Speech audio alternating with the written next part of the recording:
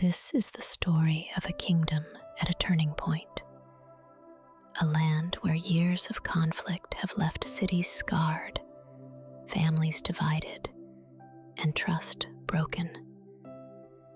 The old ways are failing, and new powers are rising, each ready to claim the throne. Amid this turmoil, one leader will emerge, not because of birthright, but because of the choices they make. Step by step, they will face enemies in the open and in the shadows, forge alliances where none seemed possible, and risk everything to unite a realm on the edge of ruin. It is a story of battles and betrayals, of loyalty and sacrifice, and of how one decision can change the fate of an entire nation. In the quiet corners of the realm, whispers spoke of change.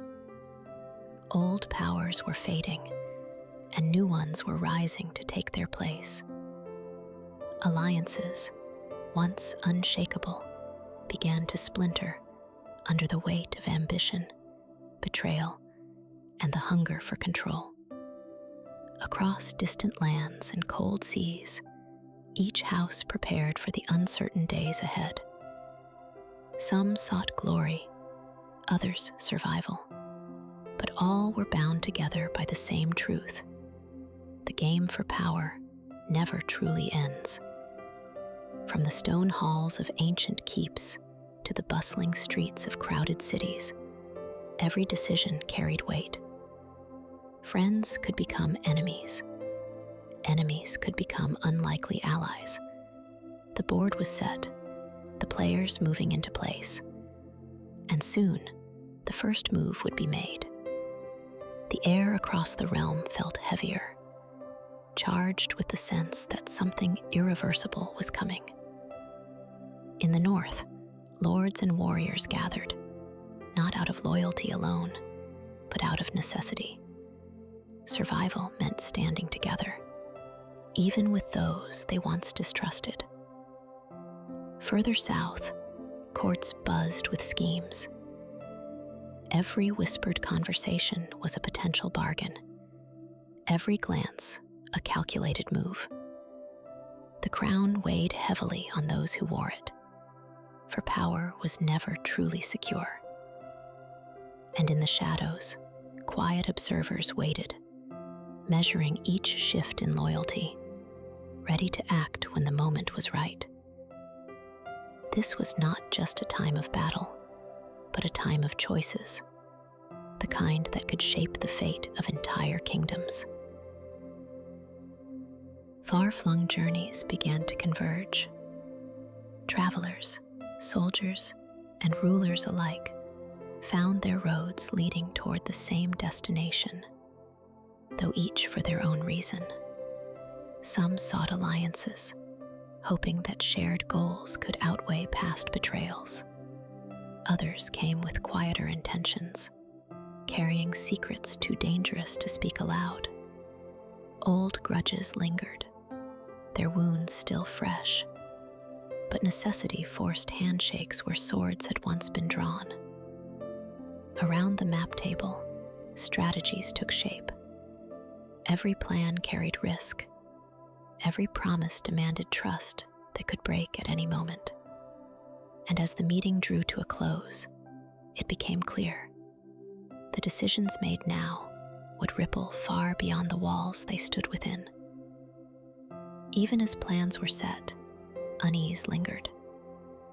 Not everyone trusted the alliances that had been forged, and with good reason.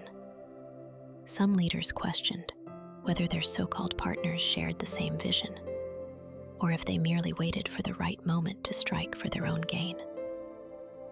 Rumors moved faster than armies, carried by messengers, merchants, and wandering spies.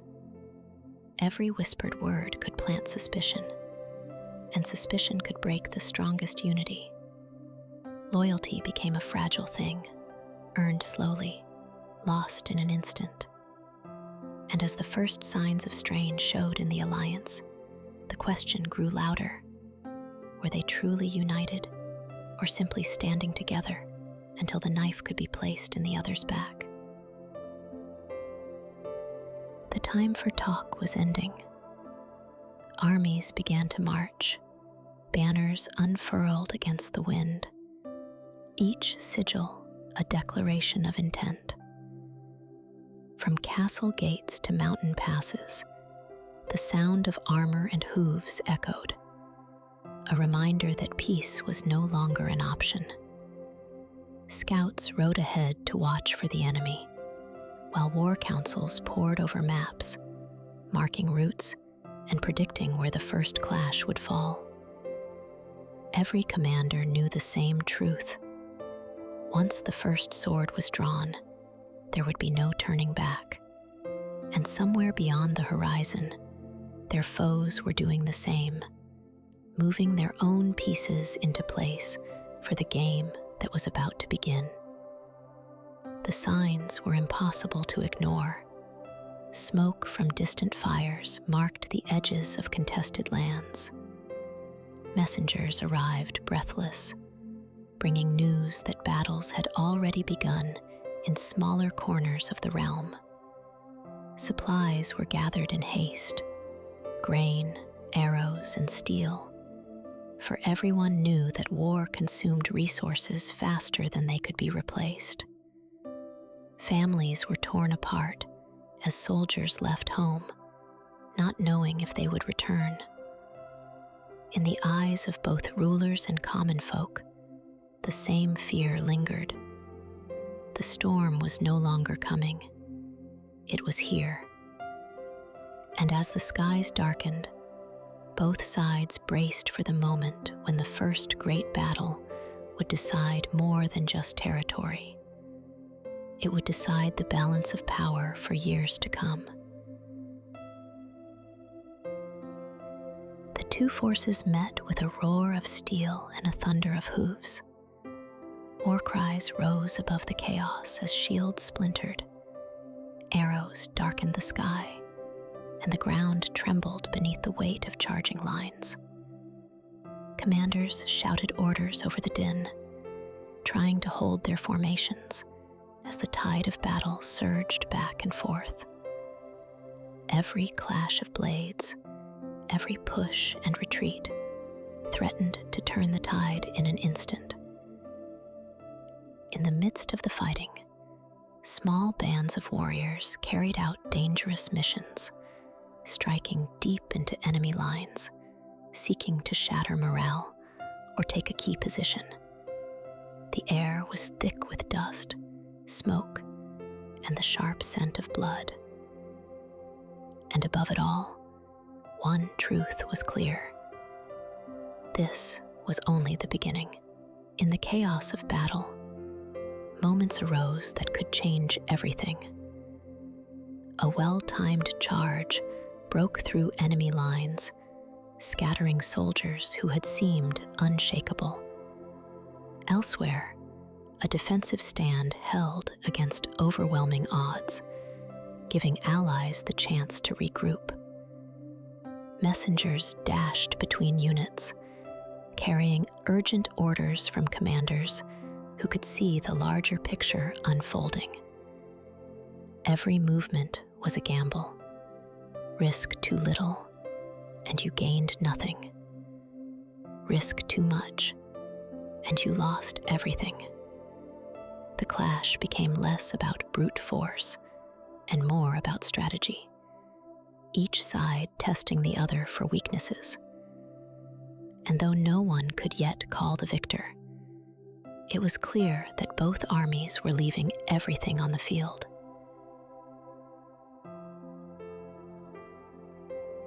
As the fighting dragged on, the cost became clear.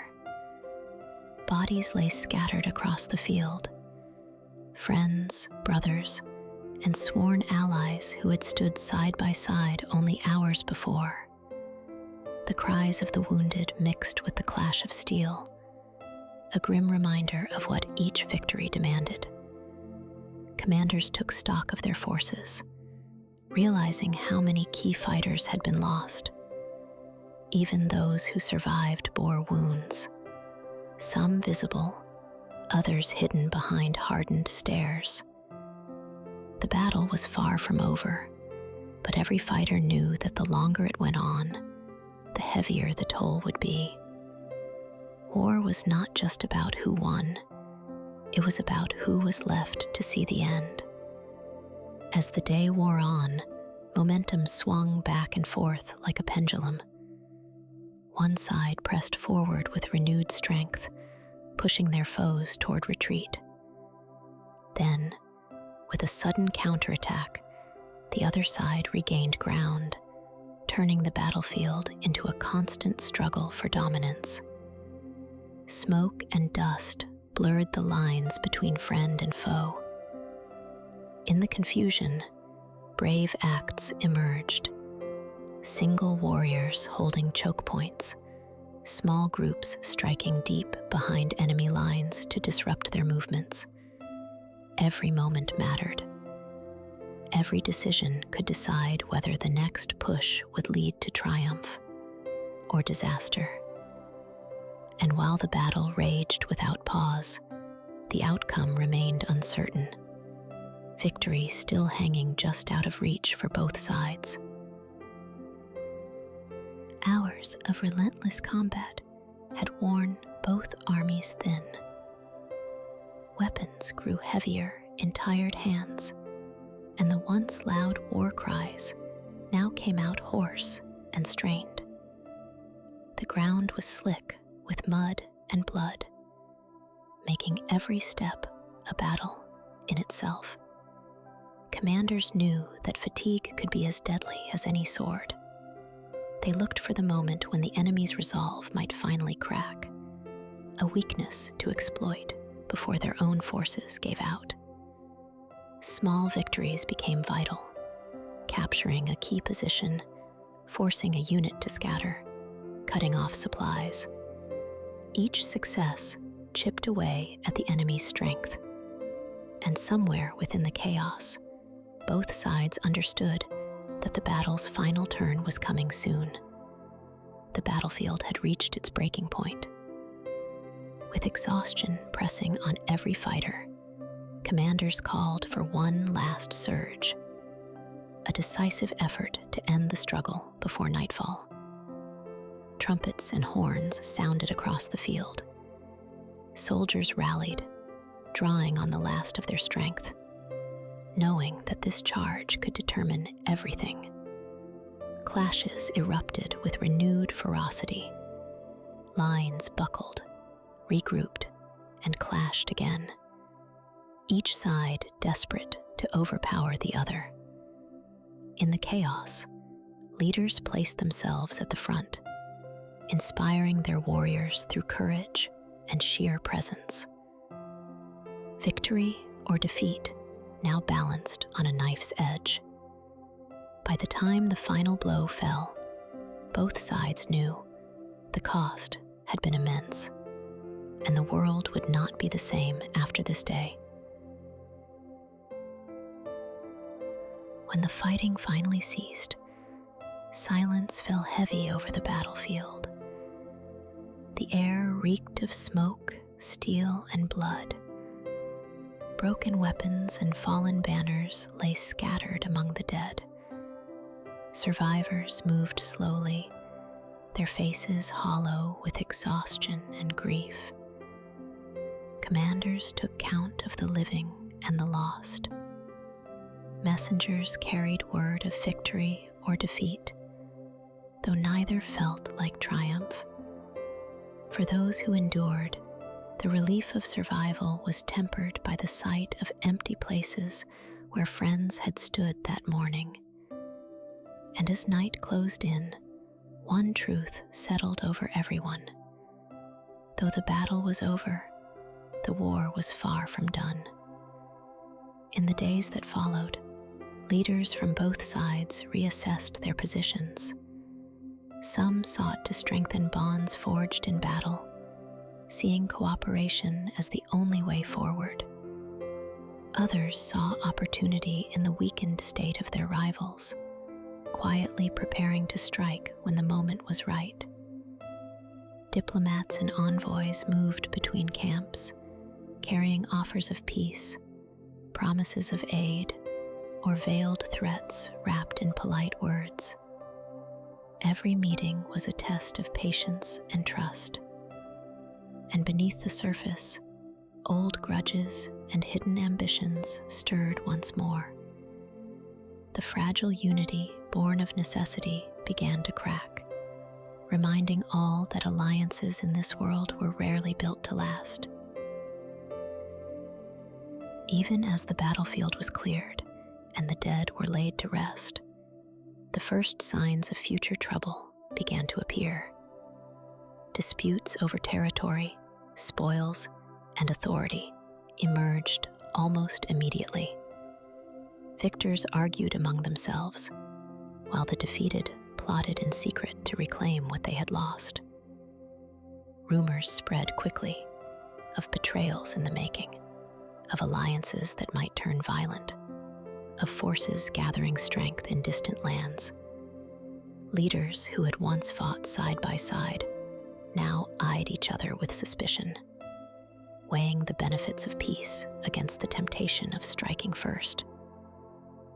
The war had ended in one place, but in the hearts and minds of those who remained, it was only changing shape. The realm settled into an uneasy calm. Markets reopened, roads cleared, and life began to return in small ways. Yet the tension beneath the surface was unmistakable. Soldiers remained in their armor, weapons never far from reach.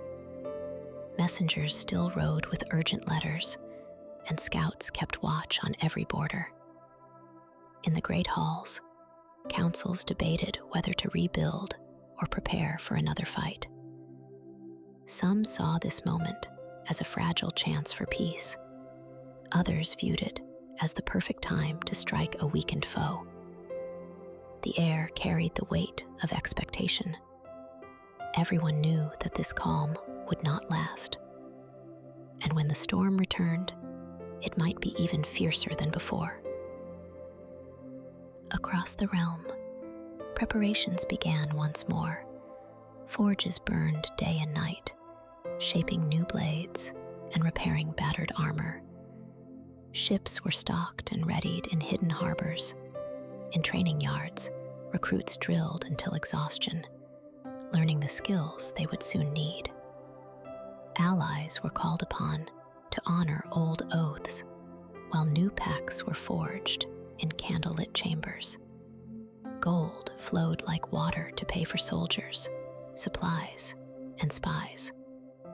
Every lord and commander knew that the next conflict would decide more than just land. It would determine who would rise and who would be erased from history. The pieces were moving again, and the game was far from over. The renewed conflict did not begin with a grand declaration of war. It started in the shadows. Supply lines were raided under cover of night. Small border villages were attacked and abandoned before help could arrive.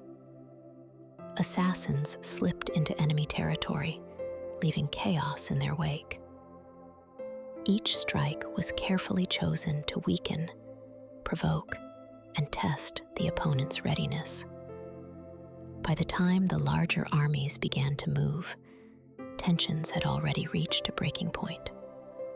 Both sides claimed the other had started the war, and neither was willing to back down. The quiet hostilities had ended.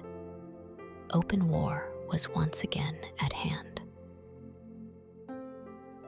With subtle strikes giving way to open conflict, both armies began their march. Columns of soldiers stretched for miles, their banners snapping in the wind. War drums echoed across valleys, announcing their presence to friend and foe alike. Scouts ranged far ahead, mapping the land and tracking enemy movements.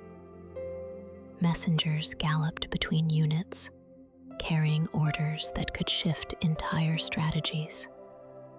Every campfire conversation was laced with both anticipation and dread. Some soldiers spoke of glory and victory. Others silently wondered if they would live to see home again. The path forward was clear, and it led directly to another great clash. When the armies finally met, the earth shook beneath their charge. Arrows filled the air in dark waves, while siege engines hurled stones and fire against enemy lines. Shields locked, swords rang, and the roar of battle swallowed every other sound. Commanders rode along the front, rallying their troops and shouting orders above the chaos. Squads broke off to flank the enemy, while others held their ground in desperate defense. The fight was brutal and unyielding, each side trading blows without giving an inch. Smoke and dust choked the air, turning the field into a blur of motion and noise. It was clear to all who fought that this was not a skirmish. This was a battle that would decide the fate of many. Hours into the fight, exhaustion began to show. Some units faltered under the relentless assault, their formations breaking as enemy forces pressed harder. Others surged forward, exploiting weaknesses and driving deep into the opposing ranks. Messengers rushed between commanders, reporting where the lines held strong and where they were close to collapsing. Every decision had to be made quickly, each one carrying the risk of disaster. In certain corners of the battlefield, small victories sparked hope. In others, devastating losses spread panic. The outcome hung by a thread, and whichever side seized the next advantage could decide the battle's fate. As the battle raged, both sides began to take greater risks. Commanders committed their reserves, sending fresh troops into the bloodied front lines. Siege engines were pushed forward, despite the danger, to break enemy defenses at close range. Cavalry units launched daring charges through narrow gaps, hoping to split the opposing forces in two. In return, ambushes were set to trap them, turning bold moves into deadly mistakes. Every fighter on the field knew they were approaching the breaking point. The choice was simple: push harder than ever before, or be swept away by the tide of the enemy. The struggle had reached its most dangerous phase, and no one could predict which way it would turn. The turning point came swiftly. A sudden, coordinated strike broke through the enemy's center, scattering soldiers and cutting their formation in two. Panic spread as commanders scrambled to regroup their forces. Sensing the moment, the attackers pressed harder, driving deep into the heart of the opposing army. Flanks collapsed under the pressure, and retreating soldiers clogged the paths of those still trying to fight. For one side, the push was unstoppable. For the other, it was the beginning of the end. By the time the dust began to settle, the battlefield belonged to a single victor, though the cost of claiming it would haunt them for years to come. The field was won, but the silence that followed was heavy with loss. Rows of the fallen stretched across the ground, their banners trampled and their armor dented and stained. Survivors moved among them in weary silence, searching for friends, family, and comrades. Commanders took stock of their forces, realizing that though they had claimed the battle, their strength was greatly diminished. Messengers carried word of victory to their homelands, but for many, it felt hollow. The faces missing from the ranks were a sharper reminder than any wound. The war was not yet over, but it was clear that each step forward would demand a greater sacrifice than the last. In the days after the battle, tensions began to rise within the victorious camp.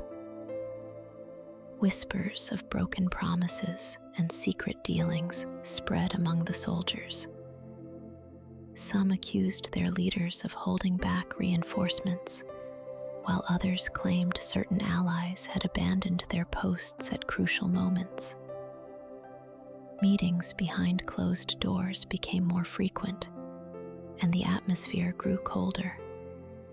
Smiles were forced, handshakes tighter than before. Old rivalries, once buried under the need to face a common enemy, began to resurface. The unity that had carried them through the fight was already starting to crack, and some wondered if the next enemy they faced would come from within. What had once been a coalition bound by necessity was now a fragile arrangement on the verge of collapse. Disputes over spoils, territory, and command authority erupted during councils. Allies who had fought side by side only days earlier now spoke with guarded words and measured tones. Some leaders began to withdraw their troops, citing the need to defend their own lands. Others saw these withdrawals as acts of betrayal, fueling mistrust and resentment. While the war with the common enemy was not yet finished, it was becoming clear that the greatest threat to the alliance's survival might come from within its own ranks. As open tensions simmered, subtler games began. Envoys traveled in secret to negotiate private agreements, promising loyalty to one faction while quietly courting another. Gold exchanged hands in shadowed corners, buying influence and information. Spies were sent into former allies' camps, their mission to uncover weaknesses or plans that could be exploited when the time came.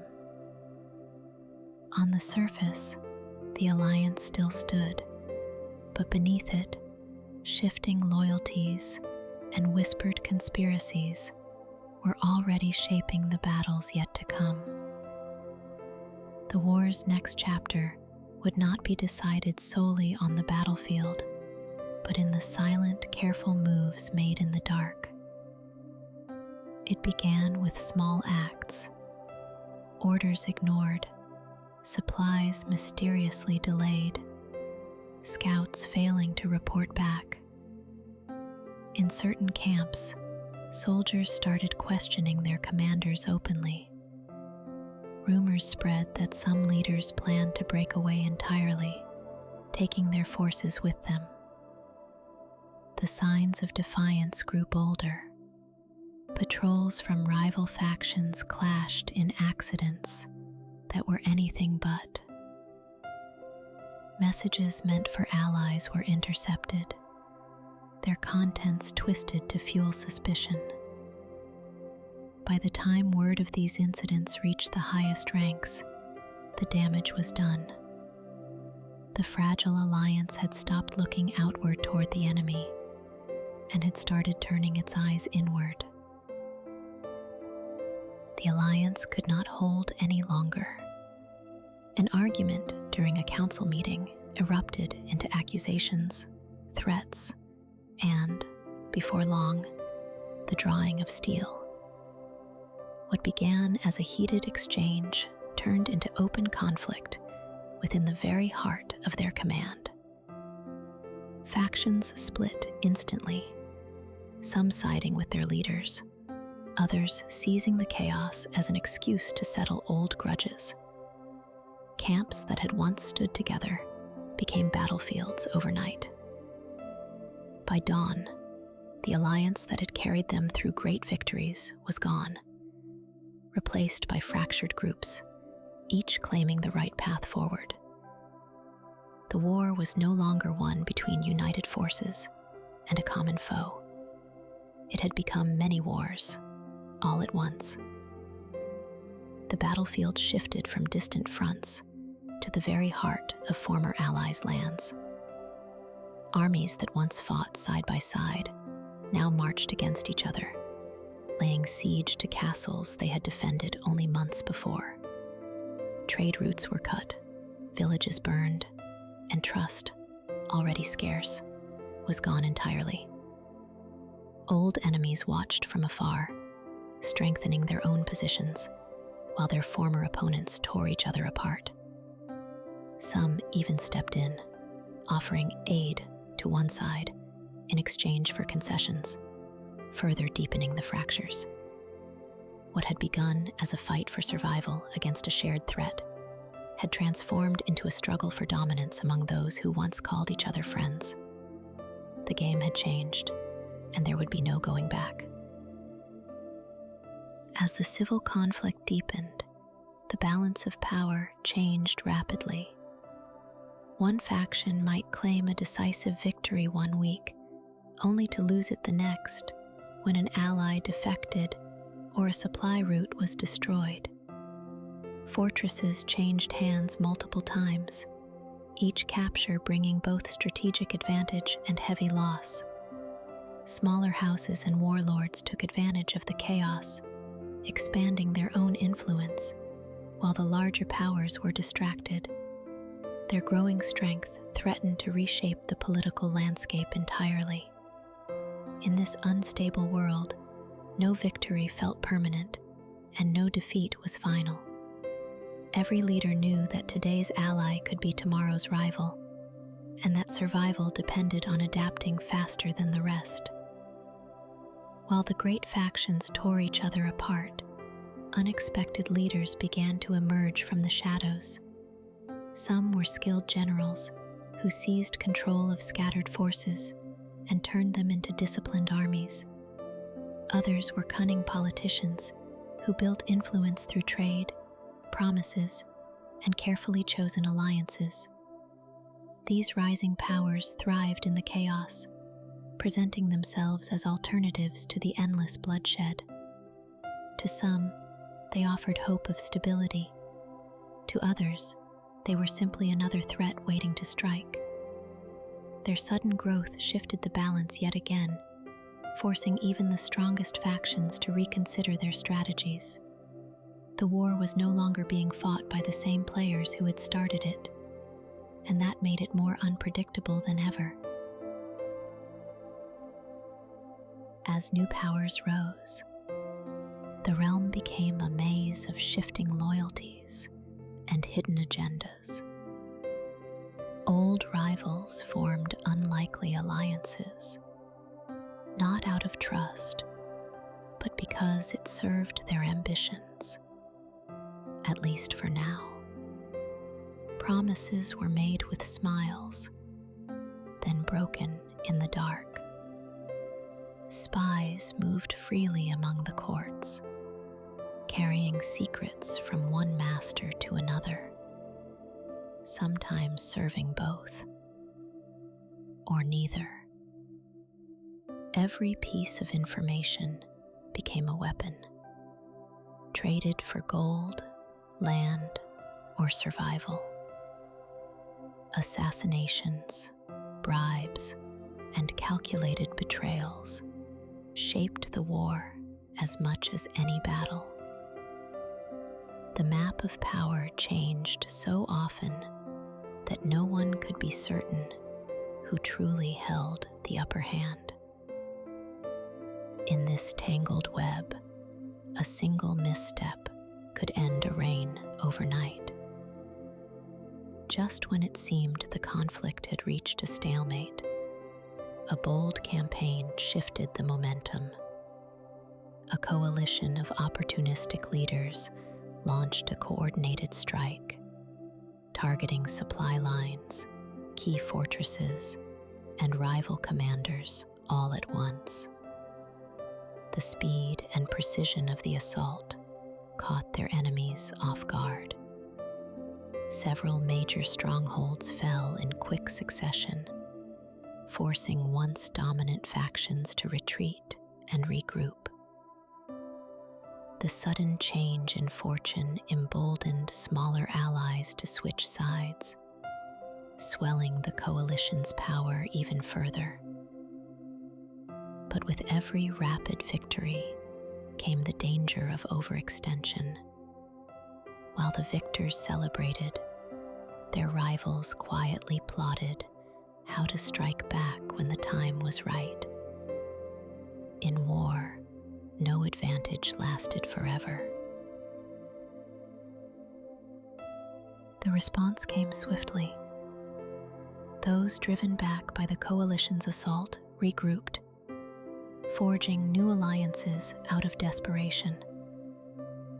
Rivals who had once sworn never to work together now stood side by side, united by the need to survive. Using the terrain to their advantage, they launched a series of ambushes, cutting off enemy reinforcements and reclaiming lost supply routes. Fortresses that had fallen only weeks before were retaken in brutal, close-quarters fighting. The coalition, caught off balance, was forced to pull back, abandoning some of its recent gains. The war's momentum shifted yet again, proving that no side could claim lasting dominance, not while ambition and vengeance still fueled every move. After months of constant strikes and counter-strikes, neither side could deliver a decisive blow. Front lines solidified into heavily fortified positions, with watchtowers, trenches, and barricades stretching across the land. Skirmishes still erupted daily, but the great sweeping advances of earlier battles had given way to a grinding war of attrition. Both armies suffered from dwindling supplies and exhausted soldiers. Disease and hunger claimed almost as many lives as the fighting itself. In the halls of power, leaders debated whether to push for a final offensive or seek a temporary truce. But trust was scarce, and every pause in the fighting risked giving the enemy time to recover. The war was at a deadlock, but no one believed it would last forever. In the midst of the stalemate, one commander proposed a daring plan, a high-stakes strike aimed at crippling the enemy's leadership in a single blow. The mission would require speed, secrecy, and absolute coordination. Small elite units were chosen for the task, slipping past enemy lines under cover of night. Their targets were key fortresses, supply depots, and command centers, places whose loss could unravel the enemy's control. The gamble was clear. If they succeeded, the balance of the war could shift overnight. But if they failed, they would be trapped deep in hostile territory, cut off from any chance of rescue. The plan was set in motion, and the fate of the realm hung on its outcome. Under the cover of darkness, the chosen forces moved swiftly and silently. They bypassed enemy patrols, crossed treacherous terrain, and reached their targets just before dawn. At a signal, the attacks began, swift, coordinated, and devastating.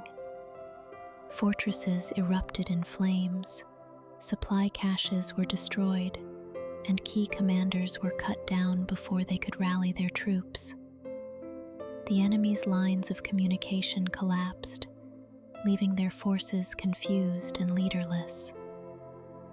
For a brief moment, it seemed the gamble had paid off completely. The enemy's strongholds were falling, and panic rippled through their ranks. But even in the chaos, survivors began to regroup, determined to strike back before the attackers could escape. As the enemy rallied, the attacking forces found themselves deep in hostile territory, far from reinforcements. Retreat became a desperate race, with enemy soldiers closing in from every direction. Skirmishes erupted along the withdrawal route, each one slowing their escape and costing precious lives. Those who had carried out the boldest strikes now fought to hold choke points, buying time for their comrades to slip away. The air was thick with smoke from burning fortresses, and the sound of pursuit never faded. By the time the survivors reached friendly lines, they were battered and bloodied, but they had achieved their mission. The enemy's leadership was in disarray, and the war's balance had shifted once again. The daring strike sent shockwaves through the realm. With their leadership shattered and key resources destroyed, the enemy was forced to pull back from several fronts. Morale among their troops plummeted, and desertions increased as soldiers questioned whether the war could still be won. Among the victors, the mood was a mix of celebration and grim reflection. The success had come at a heavy cost, and the names of the fallen were spoken with both pride and sorrow. In the halls of power, some urged pressing the advantage immediately, while others warned that the army needed time to recover before making another move. The war had entered a new phase, one where every choice carried the weight of all that had already been lost. Despite the losses, the commanders decided the time to strike was now. Armies surged forward across multiple fronts, reclaiming lost ground and pressing deeper into enemy territory. Villages and strongholds fell one after another. Some surrendered without a fight, others only after brutal resistance. The enemy, still reeling from the recent blow, struggled to mount a coordinated defense. Desperation led them to scorch the earth as they retreated, leaving nothing of value behind for their pursuers. Momentum was finally on the attacker's side, but the rapid advance came with new risks. Stretched supply lines, weary soldiers, and the constant danger of overextending into a trap. Victory seemed closer than ever, yet the war was not done testing their resolve. Just as it seemed the enemy was on the verge of collapse, pockets of fierce resistance began to emerge. Local militias, loyal commanders, and remnants of broken armies rallied together, striking at the invaders with sudden, coordinated attacks. Supply wagons were ambushed, isolated outposts overrun, and scouts disappeared without a trace. These strikes were small compared to the great battles of the war, but their impact was undeniable. They slowed the advance, disrupted communications, and forced the attackers to divert troops away from the front lines to protect their flanks. The enemy's spirit had not been crushed, and if left unchecked, this resurgence could grow into a force capable of turning the tide yet again. Determined to crush the uprising before it could spread, the commanders launched a focused campaign against the scattered resistance. Elite units were dispatched to track and eliminate rebel leaders, cutting off the head of each group before it could grow stronger. Villages suspected of aiding the fighters were searched, their supplies seized, and their defenses dismantled. The resistance fought fiercely, using ambushes, traps, and intimate knowledge of the terrain to inflict heavy losses on their pursuers. Every path was dangerous, every forest and mountain pass a potential death trap. It became a war of shadows, swift strikes, sudden retreats, and a constant game of deception. Victory would not come quickly, but the attackers knew they could not allow this threat to survive. Weeks of relentless pursuit began to take their toll on the resistance. With their supply caches destroyed and their leaders hunted down one by one, the scattered bands grew smaller and more desperate. Some surrendered in exchange for mercy, while others fought to the last, refusing to yield. Key hideouts were discovered and destroyed, forcing the remaining fighters into the wilderness, where hunger and exhaustion proved as deadly as any sword.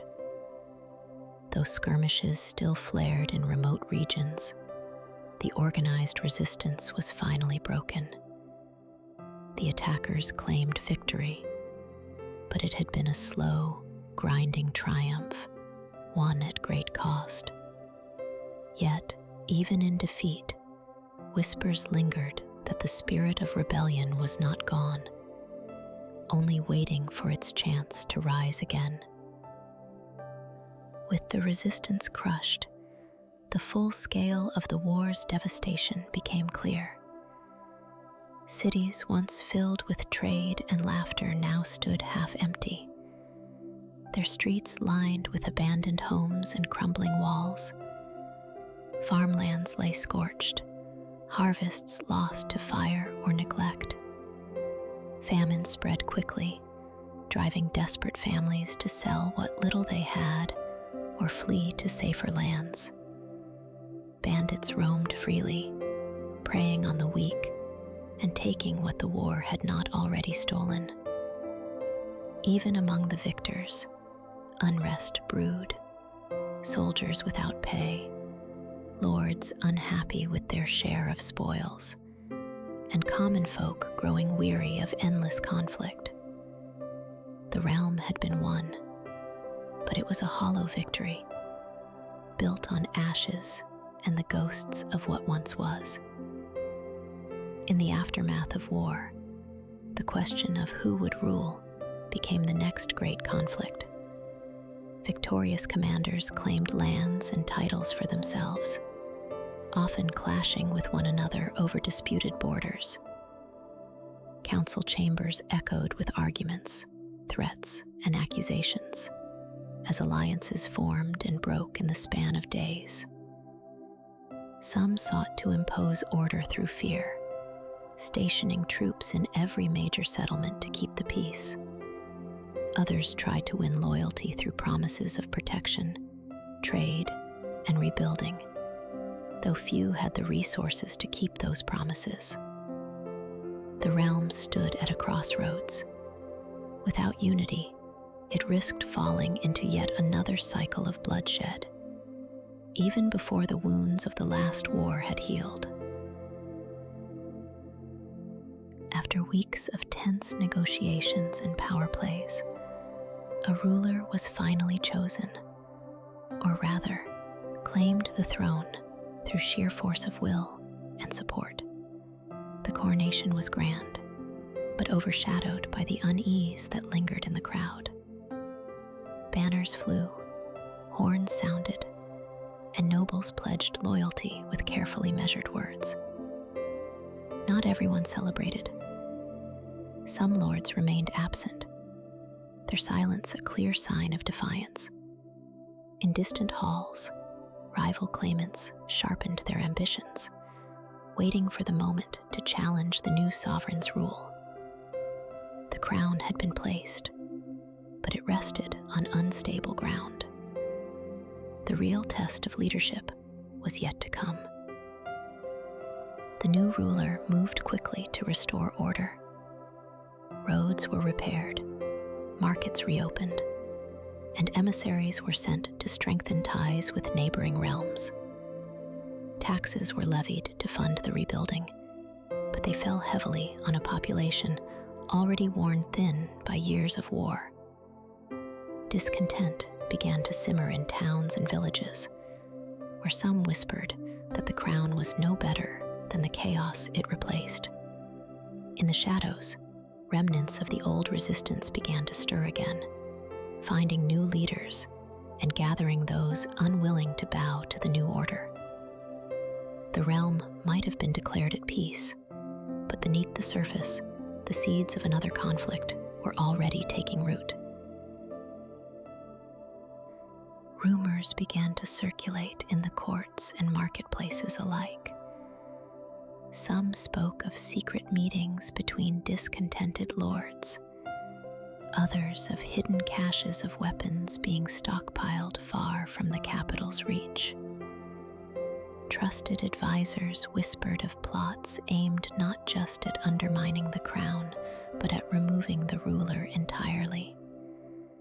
Spies were dispatched to confirm the truth, yet each report only deepened the uncertainty. For the conspirators were careful, their movements concealed beneath layers of misdirection. The ruler's grip on power was secure in appearance, but in reality, it rested upon fragile foundations. One spark could ignite a rebellion that would plunge the realm back into chaos. The heart of the conspiracy reached into the royal court itself. Advisors, servants, and even guards were discovered to be passing information to unknown benefactors. Some were bribed, others blackmailed, and a few acted out of personal ambition. The ruler tightened security, replacing key officials and ordering quiet investigations. But every move risked revealing just how deep the betrayal went and emboldening those who had not yet been exposed. In the grand halls, polite smiles and formal bows masked a dangerous game. Every conversation could be a trap, every ally a potential traitor. The crown was still worn, but it was now a target for more than just envy. Realizing that waiting would only give the conspirators more time, the ruler decided to act. Under the cover of night, loyal forces moved through the capital, arresting suspected traitors and seizing hidden caches of gold, weapons, and coded messages. Several high-ranking nobles were taken from their homes without warning, their fates sealed before dawn. The sudden purge sent shockwaves through the court. Some praised the ruler's decisiveness. Others saw it as a dangerous overreach that could ignite the very rebellion it sought to prevent. The conspiracy had been dealt a heavy blow, but it was not gone. In the shadows beyond the city walls, its leaders regrouped, now more determined than ever. Far from the capital, the surviving conspirators gathered in secret. They brought with them soldiers loyal to their cause, mercenaries bought with gold, and emissaries from distant lands eager to see the crown weakened. Old rivalries were set aside as they forged a common purpose: to overthrow the ruler once and for all. Plans were drawn to strike on multiple fronts, overwhelming the capital's defenses before reinforcements could arrive. Messengers rode through the night, carrying orders to rally hidden forces and prepare for war. What had begun as whispered discontent was now an organized rebellion, one that would test the realm's strength like never before. The first hints of rebellion surfaced in the outer provinces. Garrisons loyal to the crown were attacked without warning, their banners torn down and replaced with the sigil of the rebels. Supply convoys bound for the capital vanished, their escorts found days later, cut down along remote roads. Villages once loyal to the throne began offering shelter and provisions to rebel scouts. In some regions, local leaders openly declared their defiance, daring the crown to respond. The ruler's advisors urged swift action, but striking too soon risked marching into a trap. Waiting, however, would only give the rebellion more time to spread. The kingdom was balanced on the edge of another war. Faced with growing defiance, the ruler sent out a summons to every loyal house and commander. Messengers rode across the realm, carrying orders sealed with the royal crest, demanding troops, supplies, and oaths of allegiance. Smithies worked day and night, forging weapons, while granaries were emptied to feed the gathering armies. Banners from across the land began to fill the capital's streets, each representing a house that had chosen to stand with the crown. Yet, even among these allies, there were quiet doubts, whispers of the rebellion's strength and the cost of the coming war. The realm was mobilizing once more, and the march toward open conflict had begun. Before the royal army could fully unite, rebel forces struck. They launched swift raids on loyalist outposts, cutting down small garrisons and seizing weapons, horses, and supplies. In some regions, bridges were destroyed and roads blocked, slowing the movement of the crown's troops. The royal commanders responded with their own attacks, reclaiming lost ground where they could, and burning villages suspected of aiding the rebels. These early engagements were small compared to the great battles of the past, but they set a deadly rhythm that neither side could afford to ignore. Each skirmish claimed more lives, and each loss fueled the determination of both factions. The war had begun in earnest. The rebels pressed their advantage, moving quickly before the crown's full strength could be brought to bear. They captured key towns along major trade routes, cutting off vital supplies to the capital. Fortresses that refused to surrender were besieged, their defenders starved into submission. In several regions, entire garrisons switched sides, swelling the rebel ranks and shaking the confidence of the crown's loyalists. The ruler's commanders scrambled to slow the advance, but the rebels seemed to be everywhere at once, striking hard, disappearing, and reappearing miles away to attack again. The rebellion was no longer a series of scattered uprisings. It was becoming a full-scale war for the realm. Determined to stop the rebel momentum, the crown's forces fortified key positions along the approaches to the capital. Walls were strengthened, watchtowers manned day and night, and barricades raised across every major road.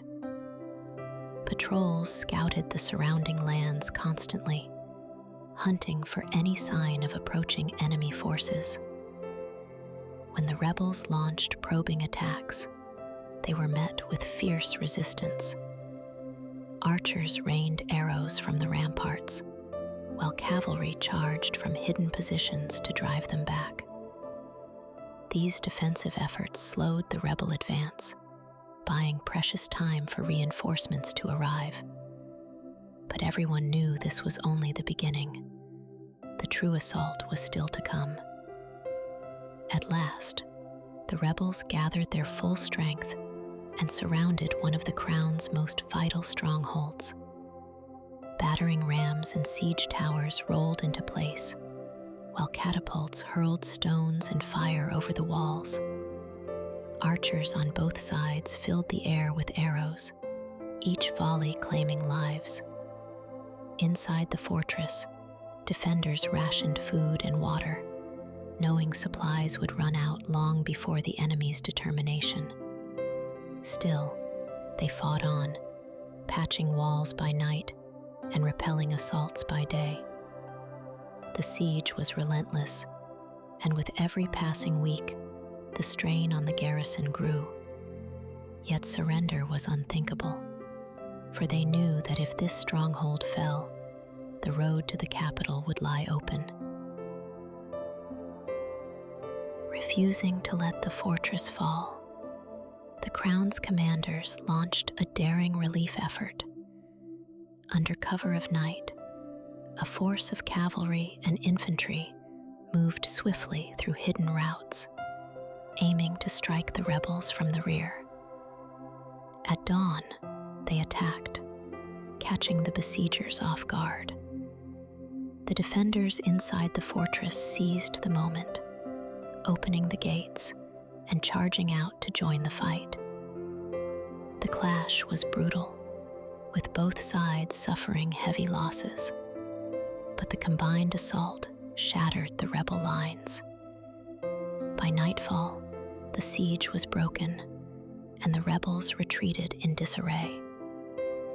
The victory lifted the defenders' spirits, yet all knew the rebellion was far from over. The victory at the fortress marked a shift in the war's momentum. Buoyed by their success, the Crown's forces launched a series of counterattacks, reclaiming lost towns and driving the rebels back from key trade routes. Morale among loyalist troops soared, and more houses pledged their support to the ruler's cause. The rebels, once confident in their rapid gains, now found themselves on the defensive. Supply shortages and dwindling manpower began to take their toll, forcing them to abandon some of their strongholds. For the first time since the rebellion began, it seemed possible that the Crown might not just survive, but win. Unwilling to accept defeat, the rebels struck back with calculated precision. They launched surprise raids deep into loyalist territory, targeting supply depots, communication lines, and small garrisons. In several cases, they bypassed heavily fortified positions entirely, choosing instead to cripple the Crown's ability to sustain its advance. These sudden attacks forced the royal commanders to divert troops from the front lines, slowing their momentum. The rebels hoped to buy time, rebuild their strength, and regain the initiative. Though they no longer held the upper hand, their resilience reminded everyone that the war was far from over, and that desperation could make them even more dangerous.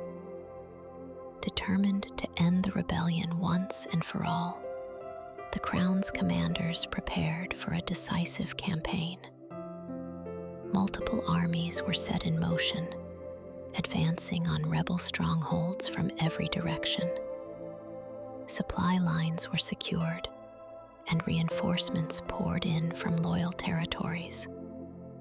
Scouts worked tirelessly to map enemy positions and track their movements. The plan was simple in design, but ambitious in scope. Overwhelm the rebels with coordinated strikes before they could regroup.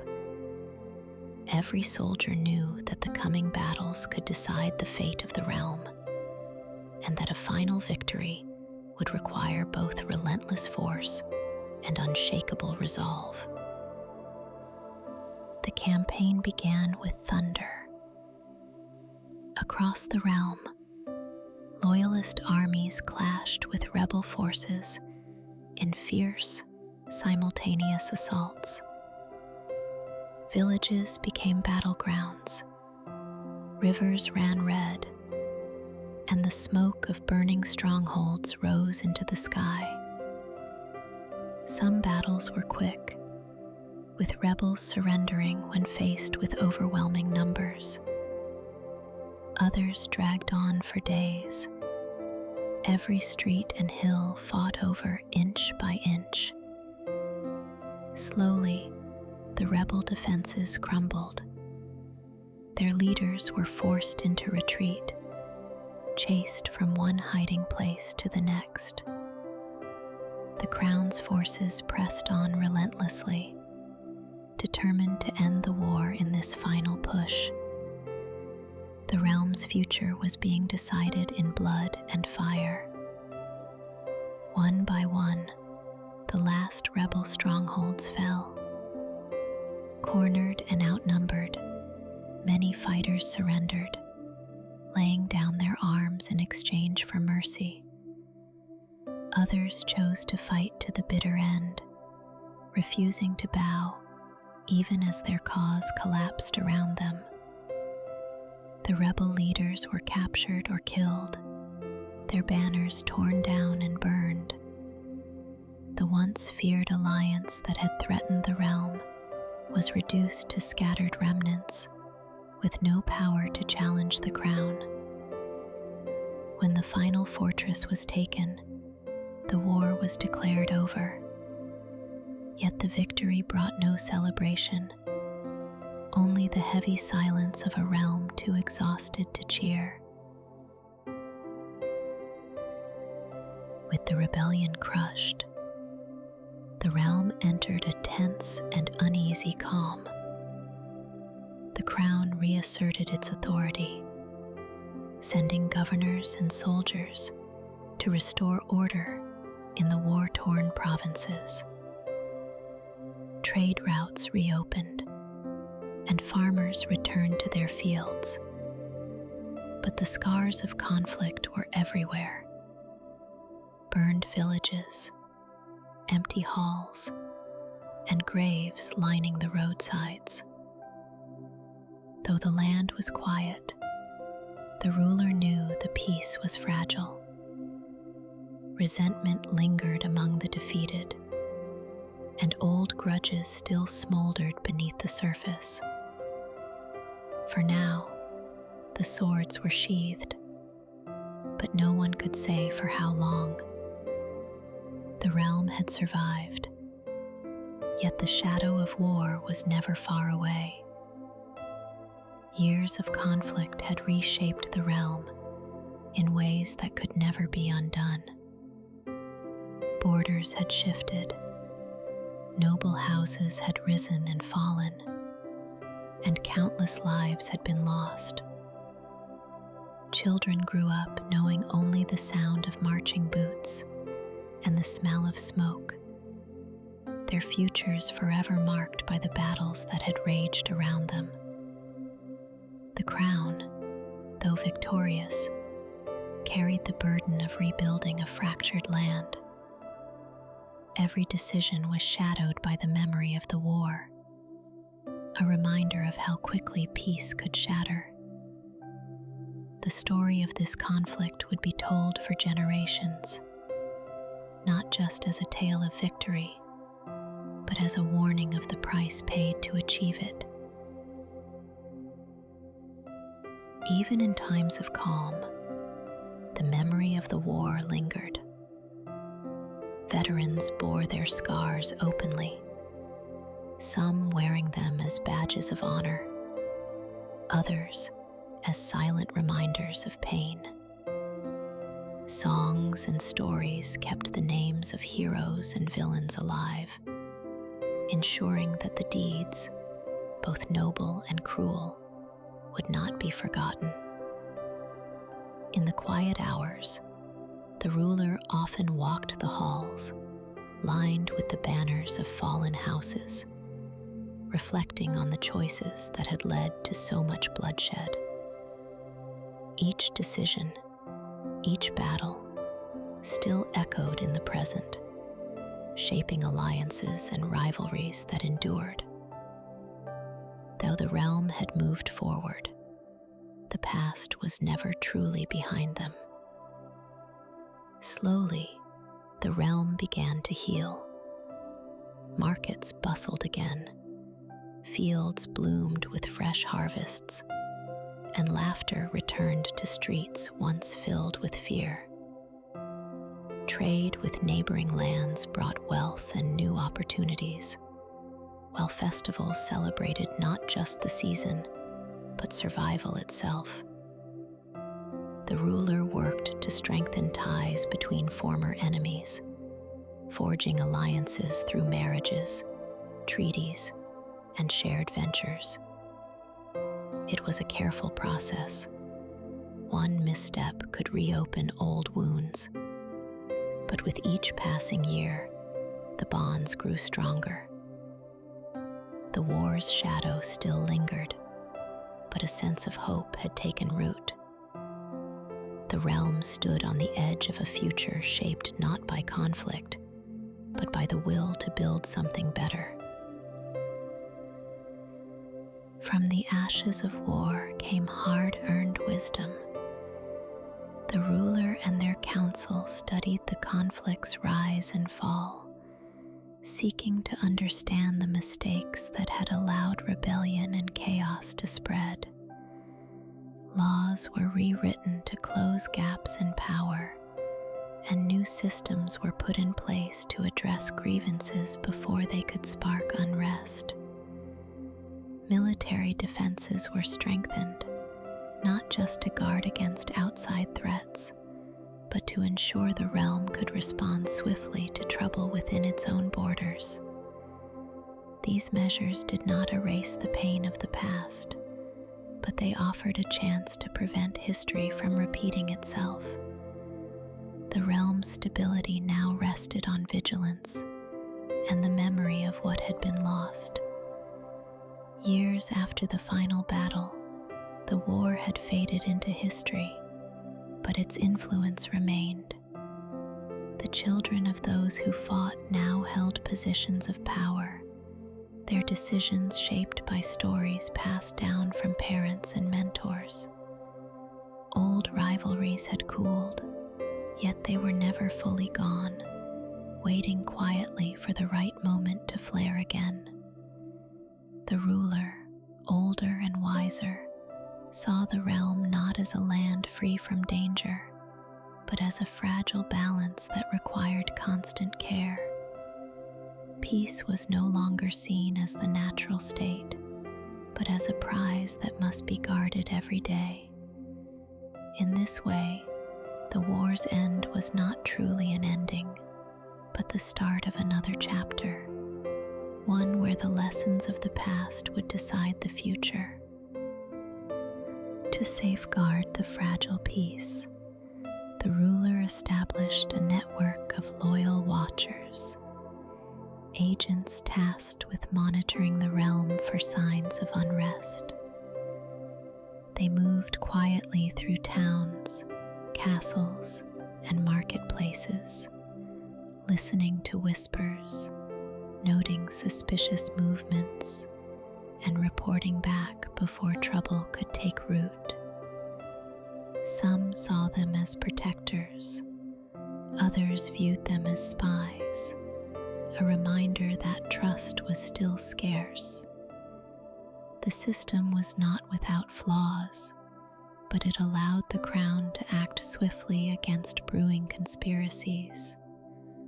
Small sparks of rebellion were extinguished before they could grow into flames.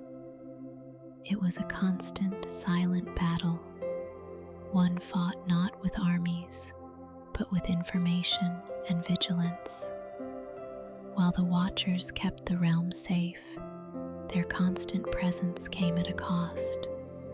Some regions began to resent the crown's scrutiny, seeing it as an intrusion into their daily lives. Traders complained of being questioned too often, and lords whispered that their every move was being watched. The ruler faced a difficult balance: loosen the grip and risk unrest, or tighten control and breed resentment that could spark the very trouble they sought to prevent. Peace endured, but it was a peace tinged with unease, held together by the knowledge that the cost of failure would be far greater than the discomfort of being watched. Despite the lingering tensions, the realm stood stronger than it had in years. Trade flourished, the harvests were plentiful, and roads, once broken by war, now carried merchants and travelers from one end of the kingdom to the other.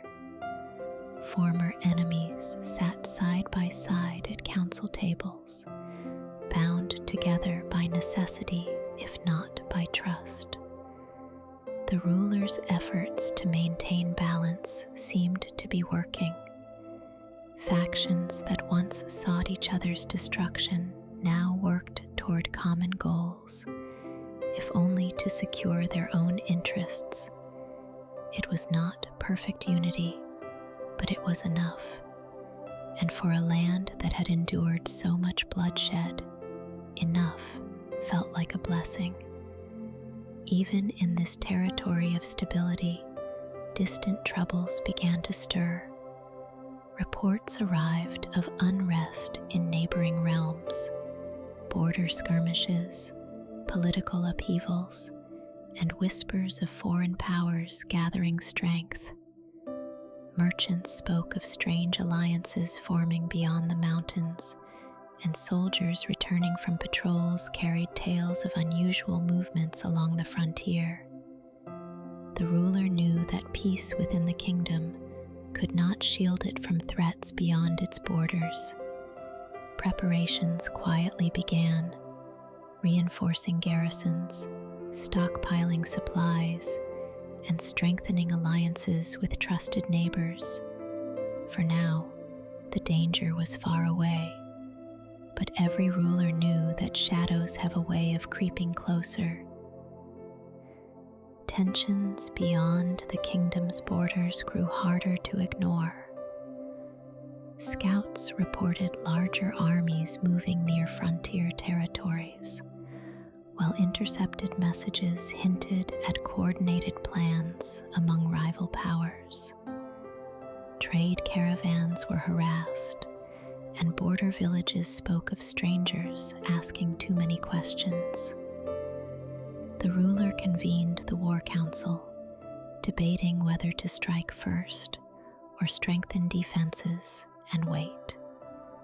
Some urged caution, fearing another drawn-out conflict. Others argued that hesitation would only invite invasion. Though no enemy had yet crossed the border, the signs were clear. A storm was forming, and the realm would soon face another test of its strength and unity. The decision was made. The kingdom would ready itself for whatever came. Armories were reopened, and blacksmiths worked day and night to forge weapons. Veterans were called back into service, while new recruits trained in the fields outside every major city. Supply caravans moved under heavy guard, ensuring that food and equipment reached the frontier. Allies were contacted, treaties reaffirmed, and envoys sent to secure promises of aid. the kingdom's ports filled with ships ready to carry soldiers or supplies at a moment's notice. The people felt the change in the air, the calm before a storm they could not yet see, but knew was coming, shouting. The first confrontation came not with a full-scale invasion, but with a clash at the border. A patrol of the kingdom's soldiers encountered an armed force crossing into their territory. Words were exchanged, but neither side trusted the other, and soon steel was drawn. The skirmish was brief but bloody, leaving several dead on both sides. When news reached the capital, it confirmed what many had feared. The enemy was testing their defenses, gauging their strength before committing to a larger strike. The ruler ordered the frontier fortified and sent reinforcements, knowing this was only the opening move in a much greater conflict. Border clashes became more frequent, each one larger and more violent than the last. Villages near the frontier were raided, their people forced to flee deeper into the kingdom. Crops and storehouses were burned, leaving the land barren. Refugees filled the roads, bringing with them stories of the enemy's growing boldness. The kingdom's forces struck back when they could, ambushing raiding parties and reclaiming lost ground. But it was clear the enemy was probing for weakness, wearing down defenses before launching a full assault. The ruler could no longer hope to contain the conflict at the borders. War was coming, and soon it would sweep across the realm. At last, the enemy's true strength was revealed. Under the cover of darkness, vast armies crossed the border, moving with ruthless precision. Siege engines rolled across the fields, war drums echoed through the night, and torches lit the horizon like a sea of fire. The first towns to face the onslaught fell quickly, their defenders overwhelmed by sheer numbers. Survivors fled toward the capital, warning that the invaders were advancing faster than anyone had feared. The kingdom's armies mobilized in full, rallying to meet the threat. The war that had been looming on the horizon had now arrived, and it promised to be unlike any battle the realm had faced before. The enemy's advance brought them to the kingdom's first major defensive stronghold, a fortress guarding the main road to the capital. The walls bristled with archers, and boiling oil was ready to pour on any who dared approach. The defenders knew they were outnumbered, but they also knew that holding this position was crucial. If the fortress fell, nothing would stop the invaders from reaching the heart of the realm. For days, the enemy attacked in waves, hurling ladders against the walls and pounding the gates with massive rams. Each time, the defenders pushed them back, but at a heavy cost in lives. The fortress still stood, but cracks, both in the walls and in the soldiers' resolve, were beginning to show.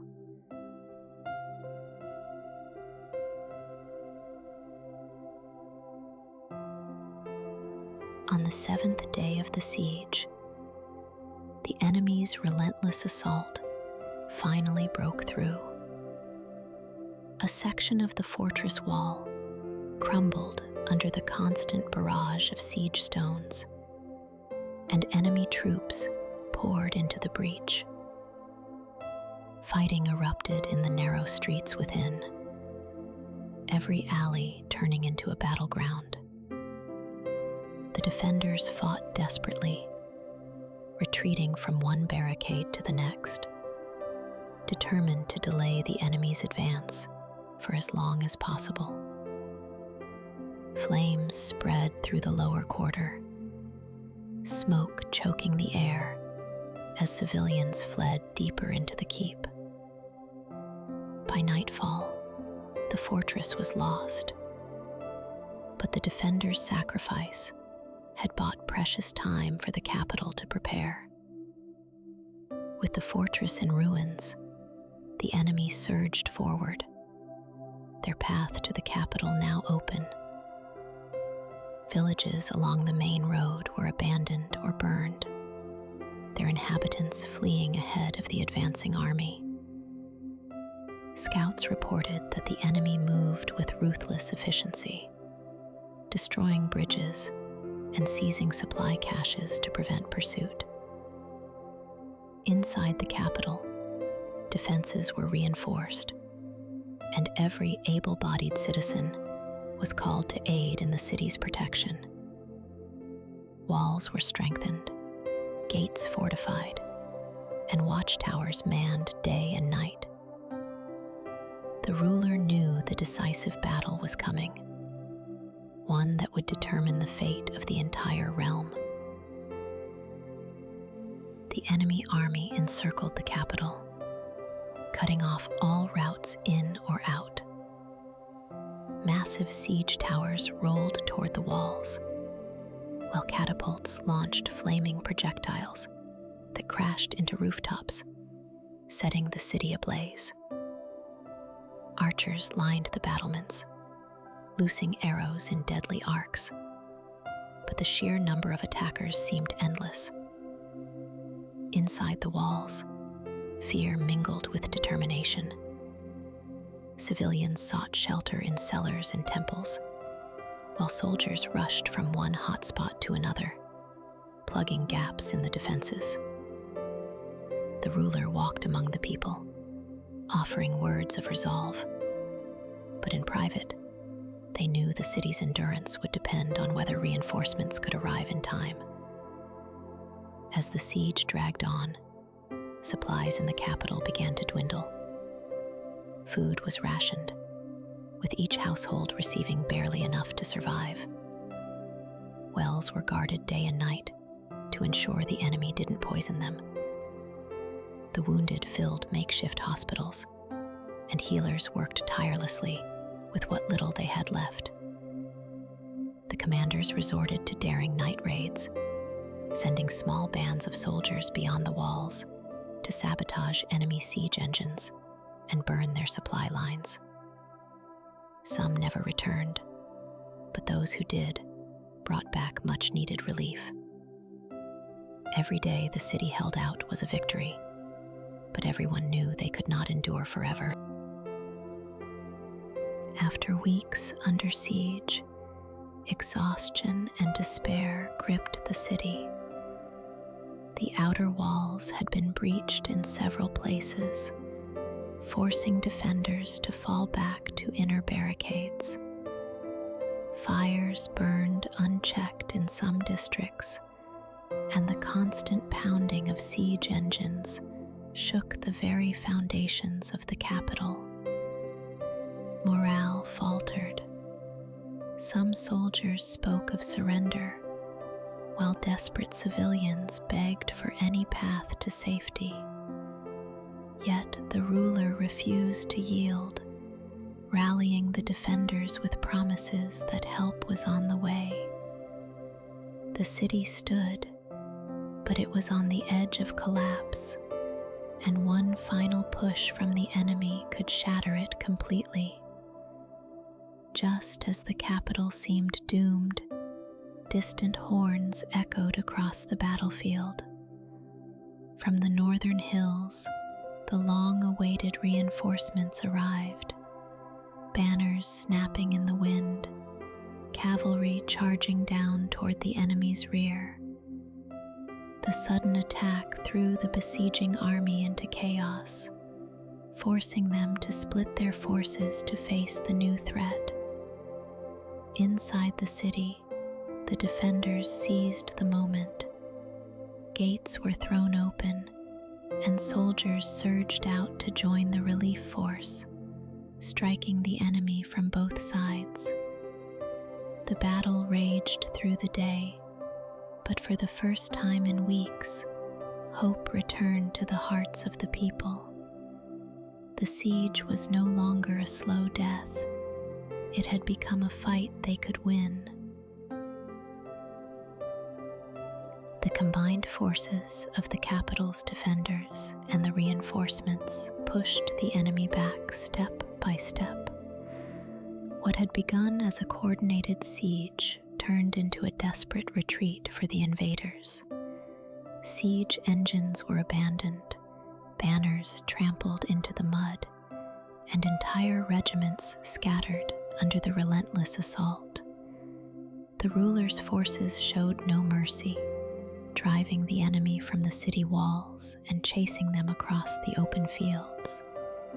By nightfall, the invaders were in full flight, leaving behind the dead, the wounded, and the wreckage of their failed conquest. The capital had been saved, but the war was not yet over.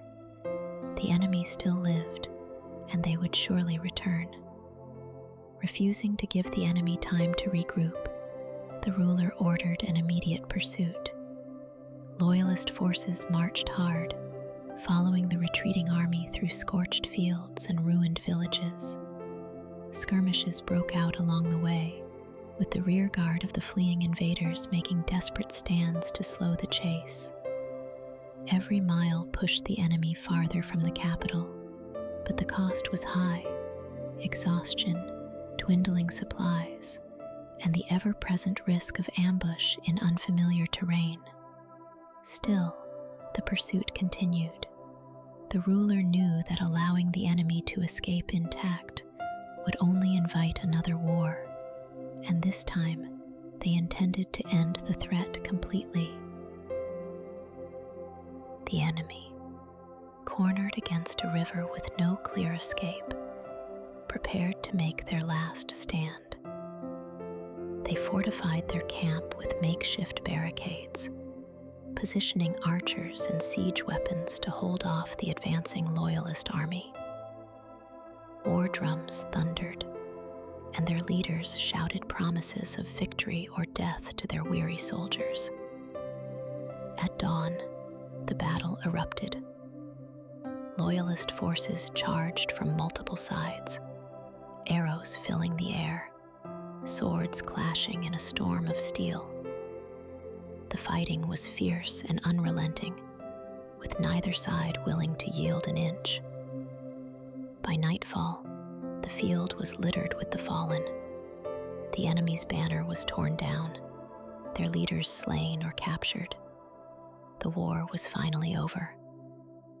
The battlefield lay silent, broken only by the cries of the wounded and the crackle of dying fires. The ruler walked among the fallen, both friend and foe, their victory tempered by the heavy cost. Prisoners were gathered under guard, while healers tended to any who could be saved, regardless of allegiance. Messengers were sent to carry the news across the realm. The enemy had been defeated.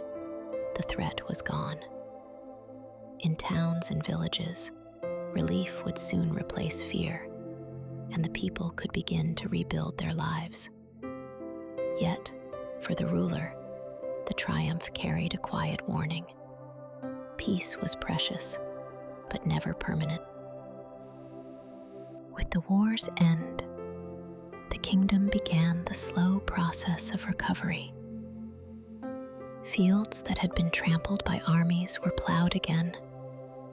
Trade routes reopened, and craftsmen returned to their workshops. Refugees made their way home, though many found only ruins where their houses once stood. The ruler oversaw reconstruction efforts, ensuring that aid reached the provinces most devastated by the fighting. New alliances were forged with neighboring realms, turning former rivals into partners for stability and growth. The scars of war remained, but so did the determination to build something stronger. a realm ready to face whatever challenges the future might bring. Even in peace, the ruler felt the unending burden of leadership. Every day brought decisions that could shape the realm's fate. Disputes between lords, trade negotiations, the placement of garrisons, and the care of those still recovering from war. Each choice carried consequences, and every success seemed to bring new challenges. In quiet moments, the ruler reflected on the battles fought and the lives lost, wondering if different paths could have spared the realm so much pain. But doubt was a luxury they could not afford. The crown was heavy, but it had to be worn, for the realm's safety depended on it. Determined to protect the realm from future threats, the ruler established new orders of knights, soldiers, and scholars dedicated to defense and vigilance. Fortresses along the borders were rebuilt, stronger than before, and watchtowers kept constant guard over the trade routes. In the cities, schools were founded to train not just warriors, but diplomats, strategists, and healers, ensuring the kingdom's strength was not only in arms, but in wisdom. These measures were meant to prepare the next generation for challenges yet unseen, to give them the tools to preserve the peace so dearly won. The war had ended, but the duty to safeguard the future had only begun. Years passed, and with them came subtle shifts in the realm. New leaders rose among the provinces, some eager to serve the crown, others quietly testing its limits. Trade brought prosperity, but also foreign influences and ideas that challenged long-held traditions. Among the common people, there was talk of reform, of fairer laws, broader rights, and a voice in how the realm was governed.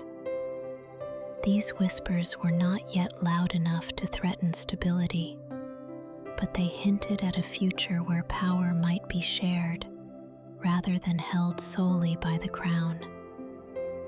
The ruler saw the change coming, but whether it would strengthen the realm or divide it remained uncertain.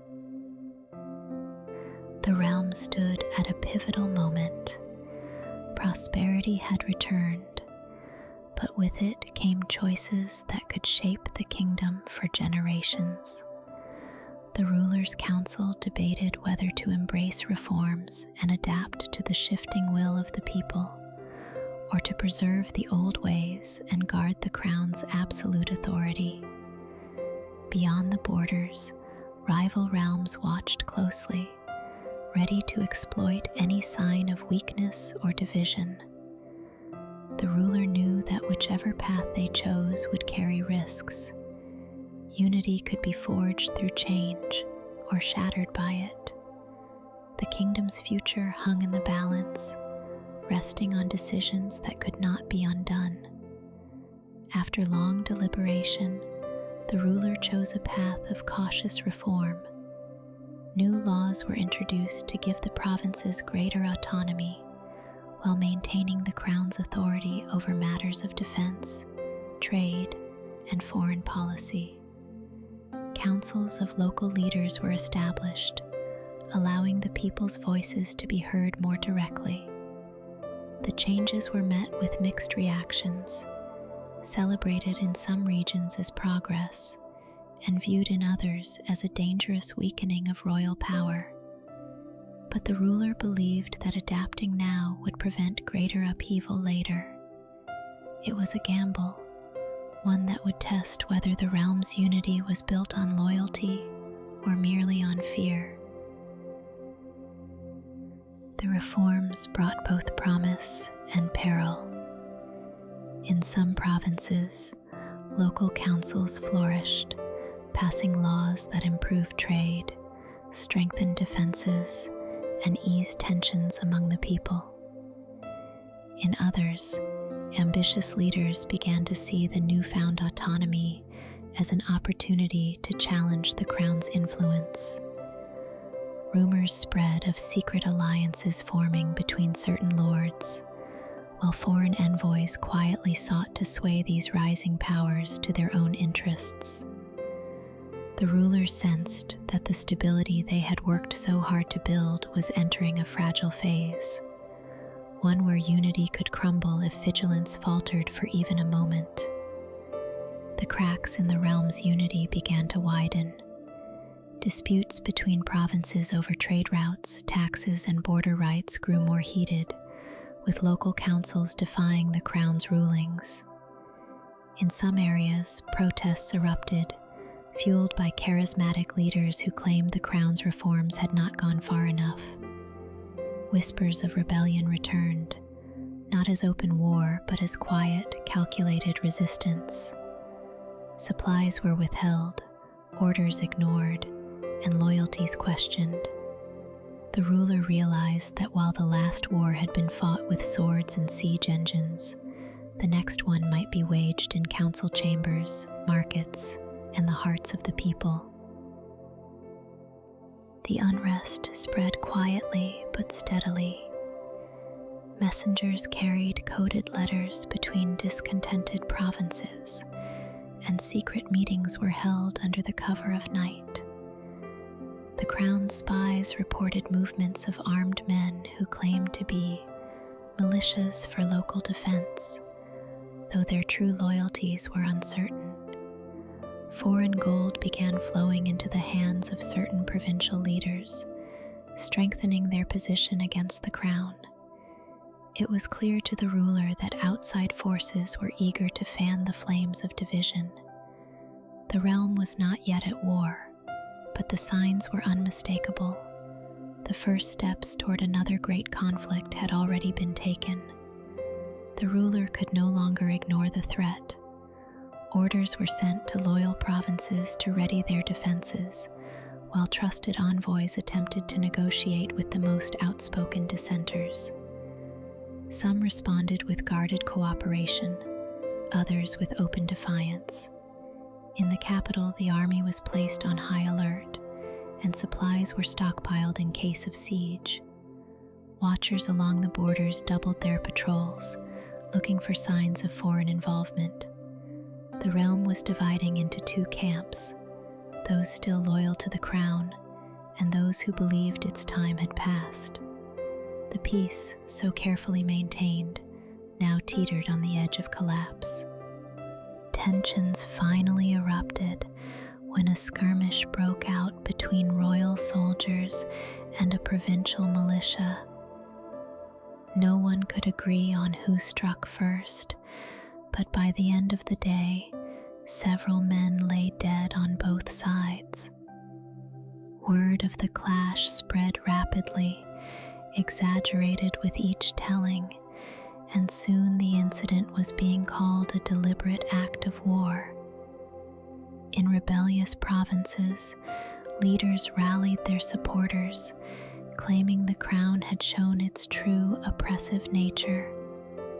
Loyal provinces answered with vows to crush any who challenged the ruler's authority. The first spark had been struck, and now the fire was beginning to spread. The single skirmish ignited a chain reaction across the realm. Provincial militias seized control of key towns, expelling royal officials and raising their own banners. In response, loyalist forces mobilized, retaking some areas but facing fierce resistance in others. Roads became battlegrounds, and trade between regions ground to a halt. Foreign agents moved in the shadows, supplying arms and gold to the rebels while denying any involvement. Meanwhile, The crown's messengers carried urgent calls for reinforcements to loyal lords scattered across the kingdom. The rebellion was no longer a whisper. It had become an open flame, and the realm was once again at war with itself. The ruler declared a state of full mobilization across the realm. Every loyal province was ordered to send troops, supplies, and weapons to the front. Blacksmiths worked without rest, churning out swords, armor, and siege equipment. Farmers sent grain and livestock to feed the growing armies, while healers prepared for the wounded they knew would soon arrive. The capital became a hive of activity, soldiers drilling in the squares, messengers racing through the streets, and war councils meeting late into the night. This was no small uprising. The scale of preparation made it clear that the coming conflict would rival even the Great War of years past. The Loyalist armies wasted no time. They launched swift offensives against rebel strongholds near the capital, hoping to crush the uprising before it could spread further. Fortified towns were surrounded, their gates battered down by rams, and rebel banners torn from the walls. Some victories came easily, as smaller militias surrendered in the face of overwhelming force. But in other areas, the rebels fought fiercely, using their knowledge of the terrain to outmaneuver royal troops. It became clear that this would not be a quick war. The rebels were organized, determined, and prepared to fight for every inch of ground. The rebels struck back with calculated precision. Rather than facing the Loyalist armies head-on, they launched swift raids on supply convoys, destroyed bridges, and set fire to grain stores. These attacks slowed the crown's advance and forced commanders to divert troops to guard their supply lines. In the provinces under their control, rebel leaders rallied the people with fiery speeches, promising freedom from the crown's rule. Their forces swelled as more fighters joined the cause, drawn by loyalty, desperation, or the promise of reward. The war was no longer a series of isolated clashes. It was becoming a battle for the hearts and minds of the realm's people. As the conflict deepened, loyalties across the realm grew uncertain. Some lords who had sworn fealty to the crown began quietly aiding the rebels, supplying them with food, shelter, or information. Others stayed loyal in public, but secretly negotiated with both sides, waiting to see who would emerge victorious before committing fully. In villages, families were split, brothers fighting on opposite sides, neighbors turning against one another. Trust became scarce, and accusations of treachery spread like wildfire. The ruler understood that winning the war would require more than battlefield victories. It would mean rooting out disloyalty from within and restoring faith in the crown's cause. Control of the great river became a critical objective for both sides. The rebels held the main crossing, a heavily fortified bridge that served as the fastest route to several key provinces. Without it, the Loyalist armies would be forced to take long, dangerous detours. The ruler's generals launched a full assault, sending infantry to storm the bridge, while archers provided covering fire. Siege engines hurled stones at the rebel defenses, shaking the structure with every impact. After hours of brutal fighting, the Loyalists claimed the crossing, but at a staggering cost in lives. The river now belonged to the crown, yet the war showed no sign of slowing. Winter swept across the realm, bringing bitter cold and heavy snow that slowed the pace of war. Armies on both sides struggled to keep their soldiers fed and warm. Supply wagons became trapped in drifts, rivers froze over, and roads turned to sheets of ice. Many battles were replaced by smaller skirmishes and raids, as large-scale movements became nearly impossible. For the people in war-torn provinces, the season was even harsher. Food was scarce, and homes destroyed by fighting offered little shelter from the freezing winds. Both Crown and rebels used the lull to regroup, knowing that when the thaw came, the war would flare to life with renewed fury.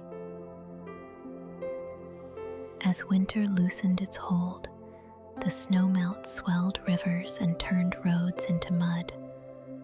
But it also opened the way for armies to move again.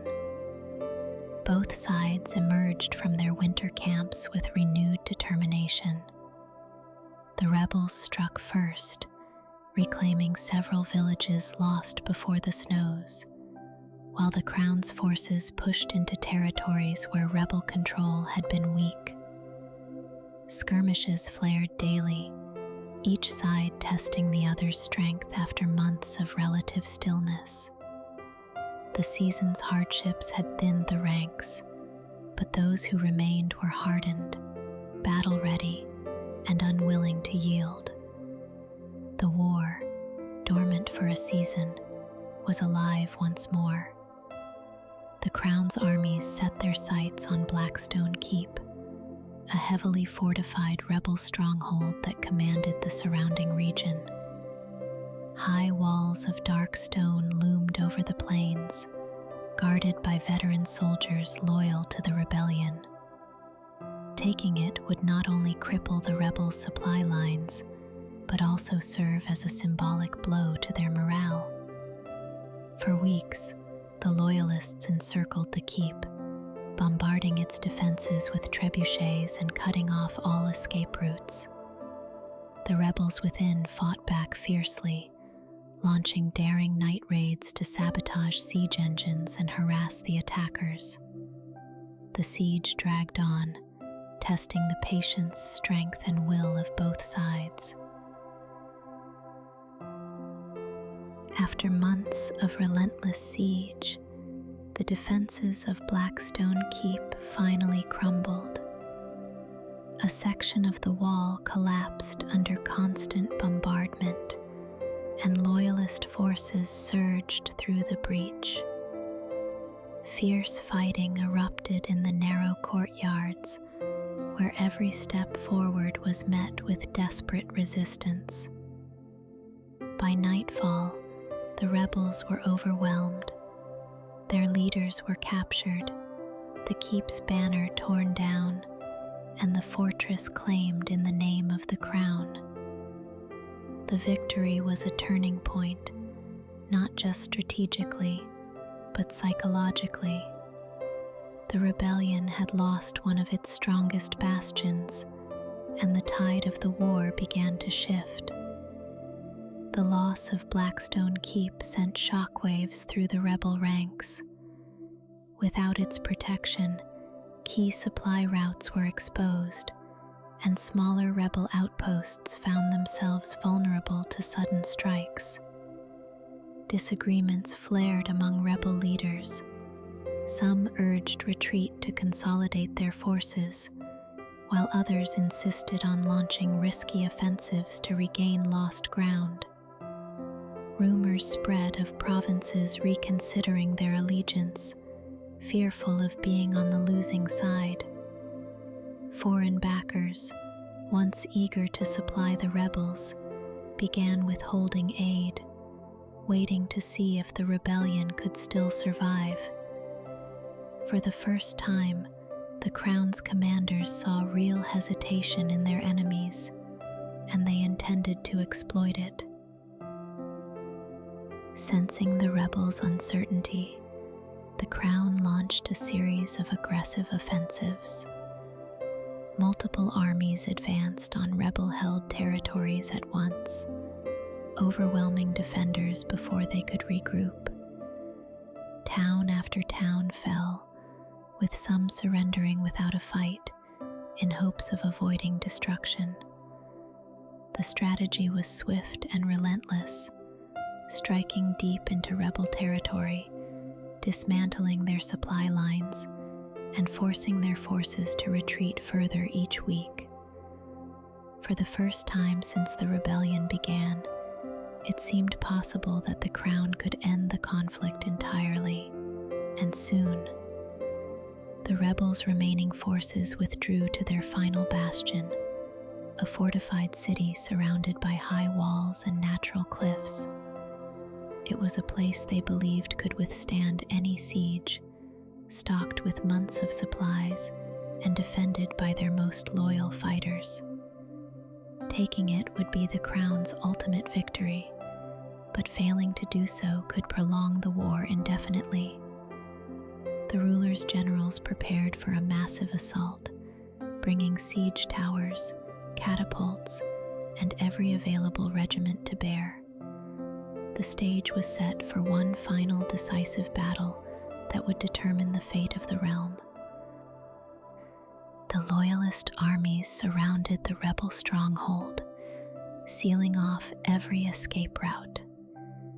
Siege towers rolled forward under a hail of arrows, while catapults rained stones and fire upon the city's walls. The rebels responded with boiling oil, counterfire, and daring sallies to burn the siege engines. Day after day, the battle raged without pause. The air was thick with smoke, the ground littered with the fallen, and neither side showed any sign of breaking. Yet slowly, the Crown's forces pressed closer, their determination fueled by the knowledge that this fight would decide the future of the entire realm. After weeks of unrelenting bombardment, a section of the rebel city's outer wall finally collapsed. Loyalist troops surged into the gap, clashing with defenders in brutal close-quarters combat.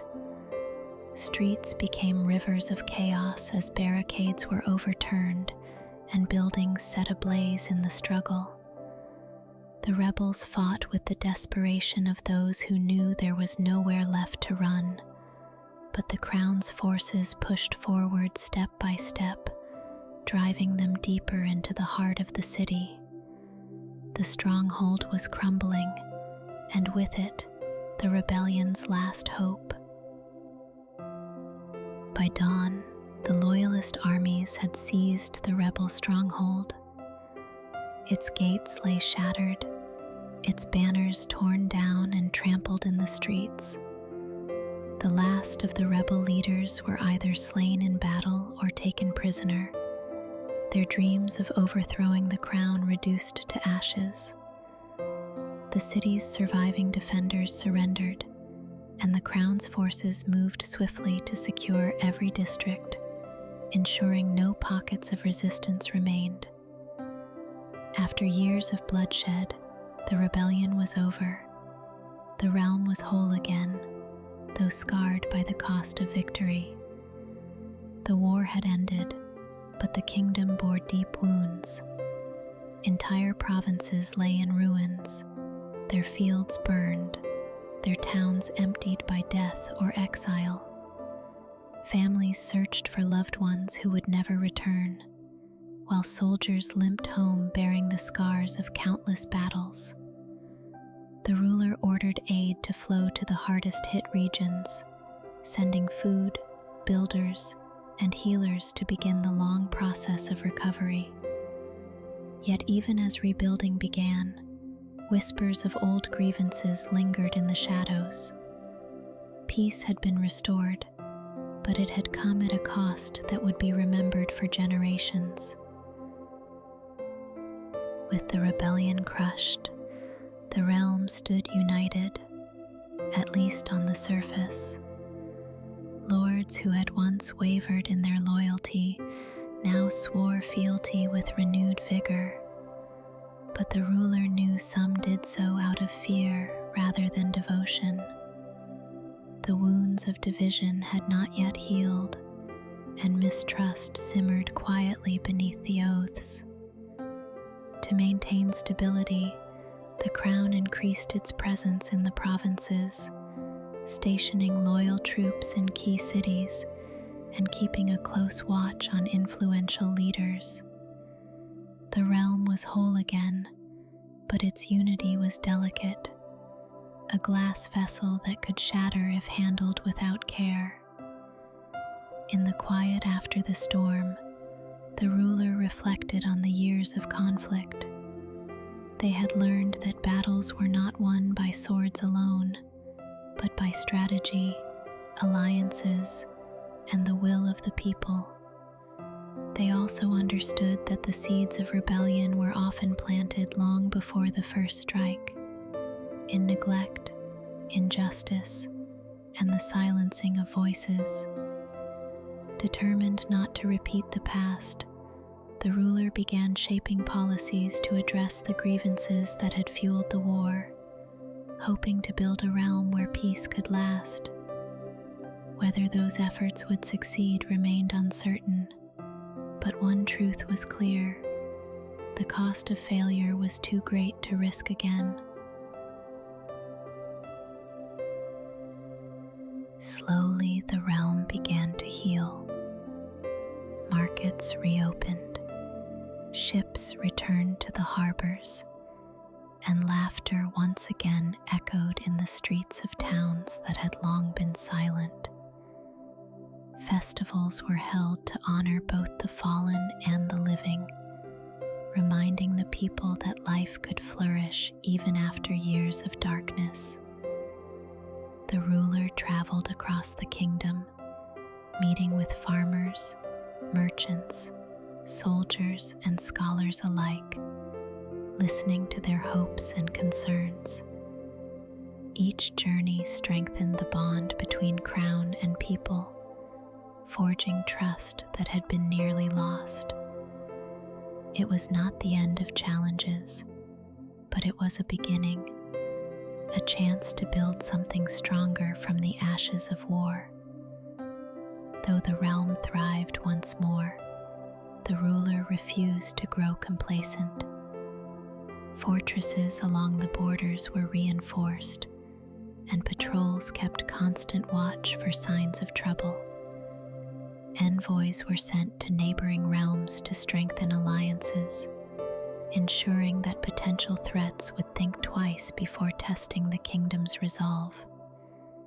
Within the realm, laws were revised to promote fairness and stability, aiming to prevent the kind of unrest that had once torn the land apart.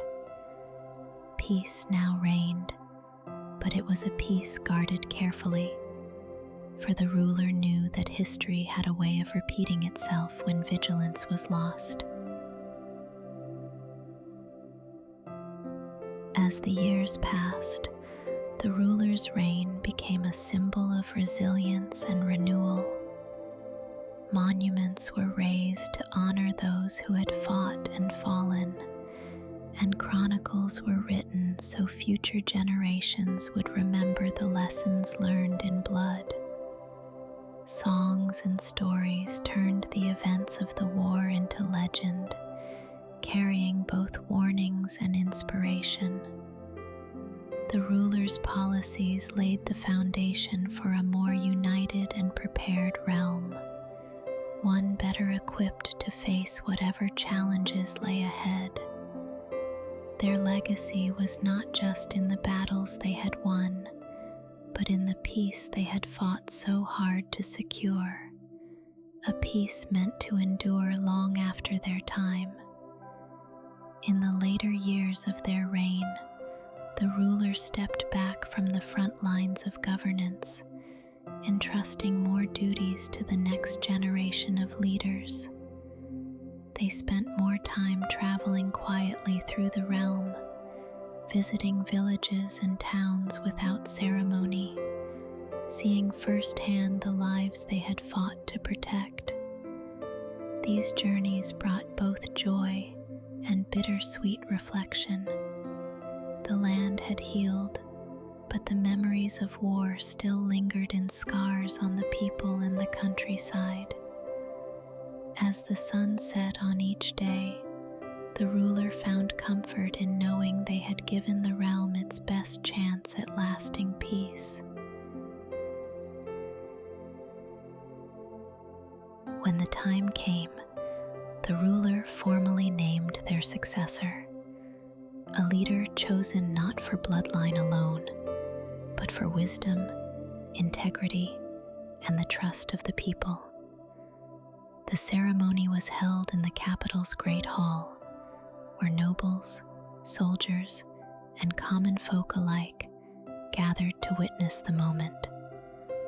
In a speech, the ruler spoke of the trials the realm had endured, the unity forged through struggle, and the duty of leadership to serve, not rule over, its people. With the crown passed to steady hands, the former ruler stepped aside, ready to watch from the shadows as a new chapter began for the kingdom they had rebuilt. Under its new ruler, the realm continued to prosper. The foundations laid by the previous reign, stronger defenses, fairer laws, and lasting alliances, held firm, guiding the kingdom through fresh challenges. Trade flourished, borders remained secure, and the people enjoyed a stability that had once seemed impossible. From afar, the former ruler watched with quiet pride, knowing their life's work had not been in vain. The realm they had fought for, bled for, and rebuilt from ashes now stood as a beacon of resilience. And so, the kingdom endured, not just for a generation, but for all the ones yet to come. In their twilight years, the former ruler embarked on one last journey across the realm. They visited old battlefields, now overgrown with wildflowers, towns once shattered by war, now bustling with life, and villages where children played in streets that had once echoed with the clash of steel. Everywhere they went, people greeted them with warmth and gratitude, not for the crown they once wore, but for the peace they had helped create. When the journey ended, they returned to a quiet home by the sea, content to spend their final days watching the tides, knowing their story and the realms would live on. The passing of the former ruler was met with mourning across the realm. Bells tolled in every city, and banners were draped in black. In the capital, thousands gathered to pay their respects as the funeral procession wound through the streets, carrying the one who had led them through war and into peace.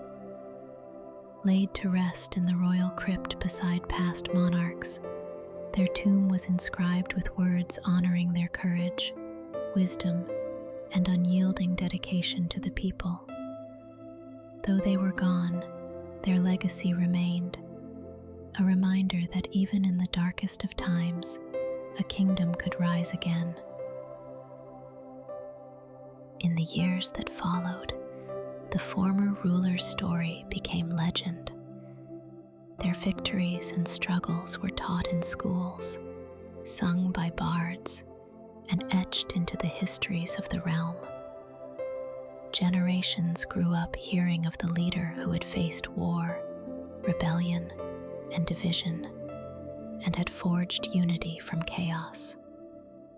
The crown they once wore came to symbolize not just authority, but service, sacrifice, and the bond between ruler and people. And though time moved on and new challenges arose, The lessons of their reign continued to guide the kingdom, shaping its destiny long after their passing. Under the guidance of future rulers, the kingdom adapted and thrived. The laws shaped during the great ruler's reign evolved to meet new times, and the alliances they had forged grew into lasting bonds of friendship and trade. Generations who had never known war walked freely through markets, studied in schools, and built lives without fear of armies at their gates. Though centuries would pass, the memory of that pivotal era, of the struggles, sacrifices, and triumphs, remained a cornerstone of the realm's identity. And so, the story of the kingdom did not end. It simply continued, carried forward by all who called it home. The tale of the great ruler became more than history. It became a legend, passed down through countless generations. In the halls of learning, scholars studied the strategies and choices that had shaped the realm. Around campfires, travelers told the story of courage, sacrifice, and the will to rebuild against impossible odds. Festivals were held each year to honor the peace they had secured, reminding the people that unity was the realm's greatest strength. And so, the memory of their reign lived on, not as a chapter closed, but as an eternal story, inspiring the leaders and dreamers of ages yet to come. As centuries passed, the kingdom faced new trials, storms that ravaged its coasts, rival realms that tested its borders, and internal disputes that threatened its harmony. Yet each challenge was met with the wisdom of history, guided by the lessons left behind by the great ruler. When unity wavered, their story was retold. When courage faltered, their example lit the way. The people understood that peace was never permanent, but always worth defending. In this way, the realm endured, not by avoiding hardship, but by facing it together, just as it had in the days that shaped its destiny. In times of doubt, the people looked to their history as a beacon. Schools taught the story of the great ruler, not as a distant legend, but as a guide for the present, a reminder that courage, unity, and compassion could shape the fate of a nation. Festivals celebrated the victories of the past, while also honoring the everyday acts of service that kept the realm strong. From the highest noble to the humblest farmer, all knew they were part of the same legacy, one built to last and to light the way for those yet to come. The kingdom's greatest strength lay not in its armies or wealth, but in the bond between its people. Generations carried forward the promise forged in the fires of war, that no matter the challenge, they would stand together. This shared commitment shaped every decision, from the marketplace to the royal court, ensuring that the mistakes of the past would not be repeated. The story of the great ruler was no longer just a tale of survival. It had become the foundation of a lasting identity. And as long as that promise was honored, the realm would endure. Through triumphs and trials, the kingdom held firm. Its people, bound by shared history, stood together when storms gathered and celebrated together when the skies cleared. The crown, though worn by many over the centuries, remained a symbol of unity, a reminder that leadership was a trust, not a possession. The great ruler's legacy became the realm's backbone, shaping decisions in council halls and inspiring acts of courage on distant frontiers.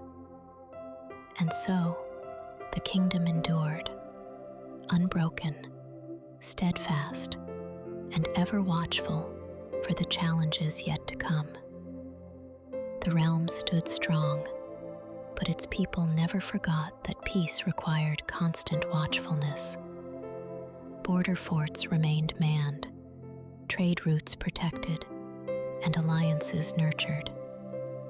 Every generation was taught the value of unity and the cost of complacency. In the royal halls, portraits of past rulers lined the walls, none more honored than the one who had guided the kingdom through its greatest trial. Their gaze, immortalized in paint and stone, seemed to remind all who passed that leadership was a burden carried for the sake of all. Thus, the realm kept its vigil, guarding the peace bought with so much sacrifice. With each passing century, the kingdom entered new eras of growth and discovery.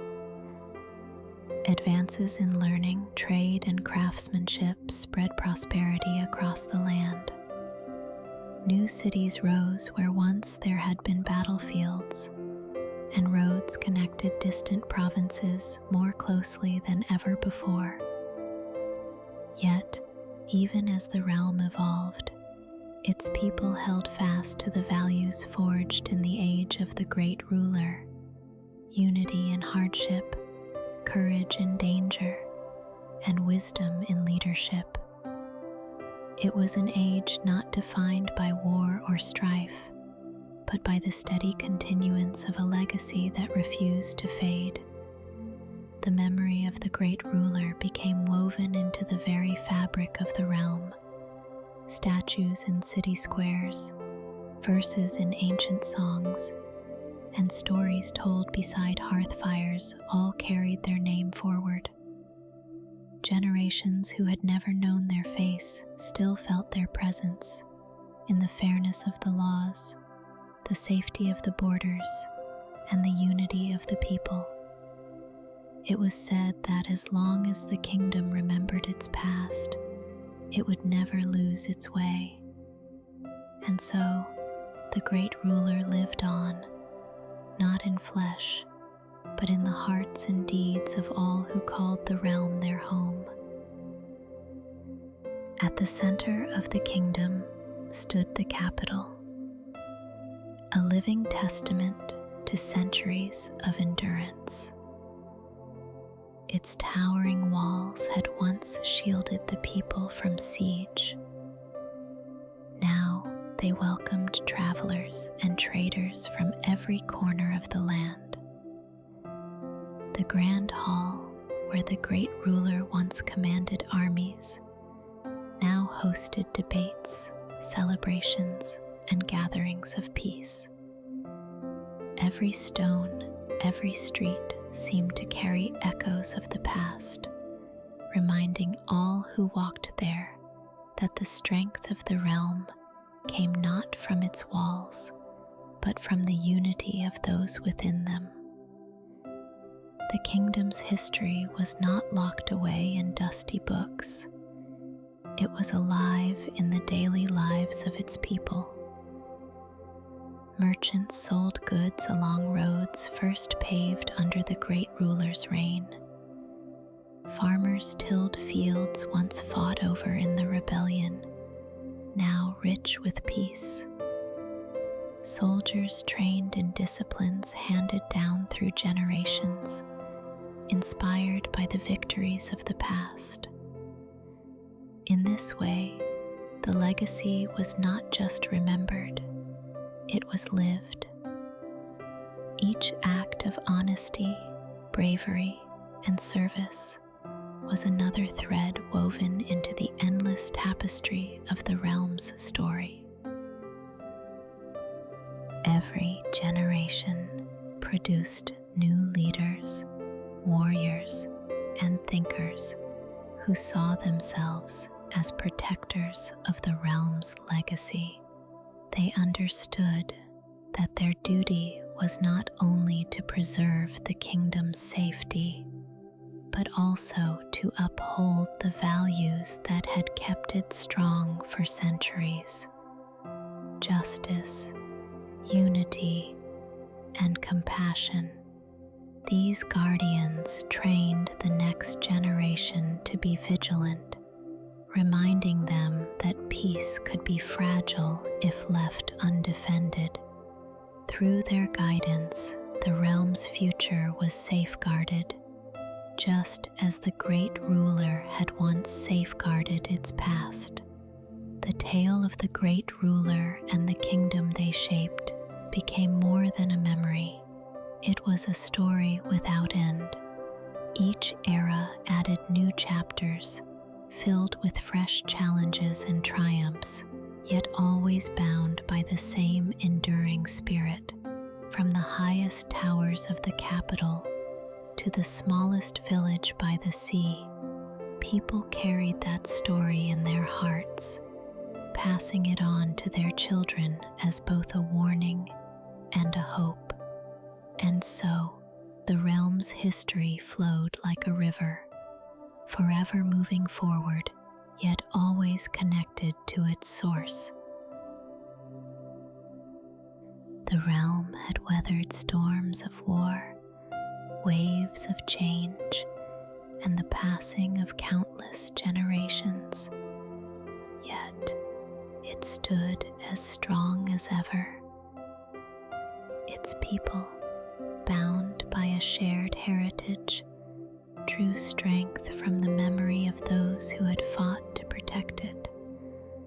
The great ruler's legacy was no longer just a story from the past. It had become the heartbeat of the kingdom itself. And as the sun rose over its lands each day, casting light on fields, mountains, and seas, the realm endured, steadfast, united, and eternal. Generations after the great ruler's time, the kingdom still held true to the vow forged in its darkest days, that it would stand together no matter the trials ahead. Every law passed, every treaty signed, and every act of service carried the weight of that promise. It was not simply tradition, but the very soul of the realm, shaping its path through peace and peril alike.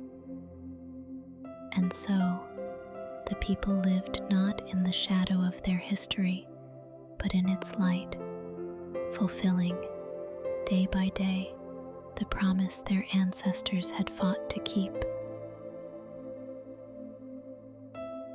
The kingdom's spirit was often compared to a flame, one lit in the age of the great ruler and kept burning ever since. It was tended by every generation through hardship and prosperity alike, passed down as both a gift and a responsibility. In moments of darkness, it offered warmth. In times of uncertainty, it gave light. As long as that flame endured, the realm would never truly fall, for it burned in the hearts of its people, a symbol of unity, courage, and hope without end. The kingdom had learned, long ago, that peace was not a gift to be taken for granted. It was a duty to be guarded. Watchtowers stood along the borders, their fires ready to signal danger. Scouts patrolled the wilds, and envoys kept distant allies close. Within the realm, laws were upheld with fairness, ensuring that discontent would not fester into division. The people lived their lives in comfort and safety, but always with the quiet knowledge that their freedom endured because they remained vigilant, just as their ancestors had been. For most, life in the kingdom was marked by simple joys: harvest festivals, bustling markets, and the laughter of children playing in sunlit fields. These moments were the true treasures won by the sacrifices of the past. The people understood that peace was not merely the absence of war, but the presence of opportunity, kindness, and shared prosperity. Each day lived in safety was a silent tribute to those who had fought to make it possible, and a reminder that the greatest legacy was not in conquest, but in the gift of a life lived freely. The realm's history was like a great tapestry, each generation weaving its own thread into the design. Some threads were bright with prosperity, others dark with hardship, yet all were part of the same pattern, a story stretching back to the age of the great ruler. The people understood that their choices today would shape the colors and patterns of tomorrow. In this way, every farmer, soldier, merchant, and ruler became a part of the kingdom's destiny, carrying forward the legacy that bound them all together. Through centuries of change, the kingdom's greatest strength remained the bond between its people. It was a bond forged in shared struggle, strengthened by triumph, and passed from parent to child as both inheritance and duty. This unity crossed borders within the realm, from mountain villages to coastal cities, making them one people under one crown. No enemy, no disaster, and no hardship had ever broken that connection, and so long as it endured, the kingdom would stand unshaken against whatever lay ahead. The crown, passed from ruler to ruler, was more than gold and jewels. It was a symbol of the realm's unbroken spirit. Each monarch who wore it carried the weight of history, the lessons of past triumphs and mistakes, and the trust of the people. It was a reminder that leadership was not about power, but about service, protection, and the preservation of peace. As long as the crown remained true to those ideals, the kingdom it represented would endure, eternal in its purpose and steadfast in its unity. From the mountains crowned with snow to the sunlit shores, the kingdom thrived under the watchful eyes of its rulers and the steady hands of its people. The memory of the great ruler who had once united the land was no longer just a tale told on winter nights. It had become the guiding star by which the realm steered its course. Each generation, in its own way, kept that light burning, adding new chapters to the never-ending story of courage, unity, and hope. The echoes of war faded into memory.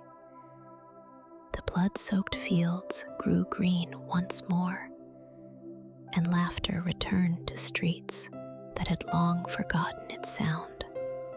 The ruler who had risen from the depths of chaos now rested, their name etched not only in stone, but in the hearts of all who lived under the peace they forged. Legends would tell of battles won, of enemies turned to allies, and of a kingdom rebuilt from ashes. But the true legacy was not the crown they wore. It was the unity they left behind. Generations yet unborn would walk the same roads, sail the same seas, and live beneath the same sky. carrying forward the promise that had been paid for in courage and sacrifice. And as the centuries rolled on, one truth would endure. The kingdom's story had no ending, only new beginnings, and its flame would burn forever. You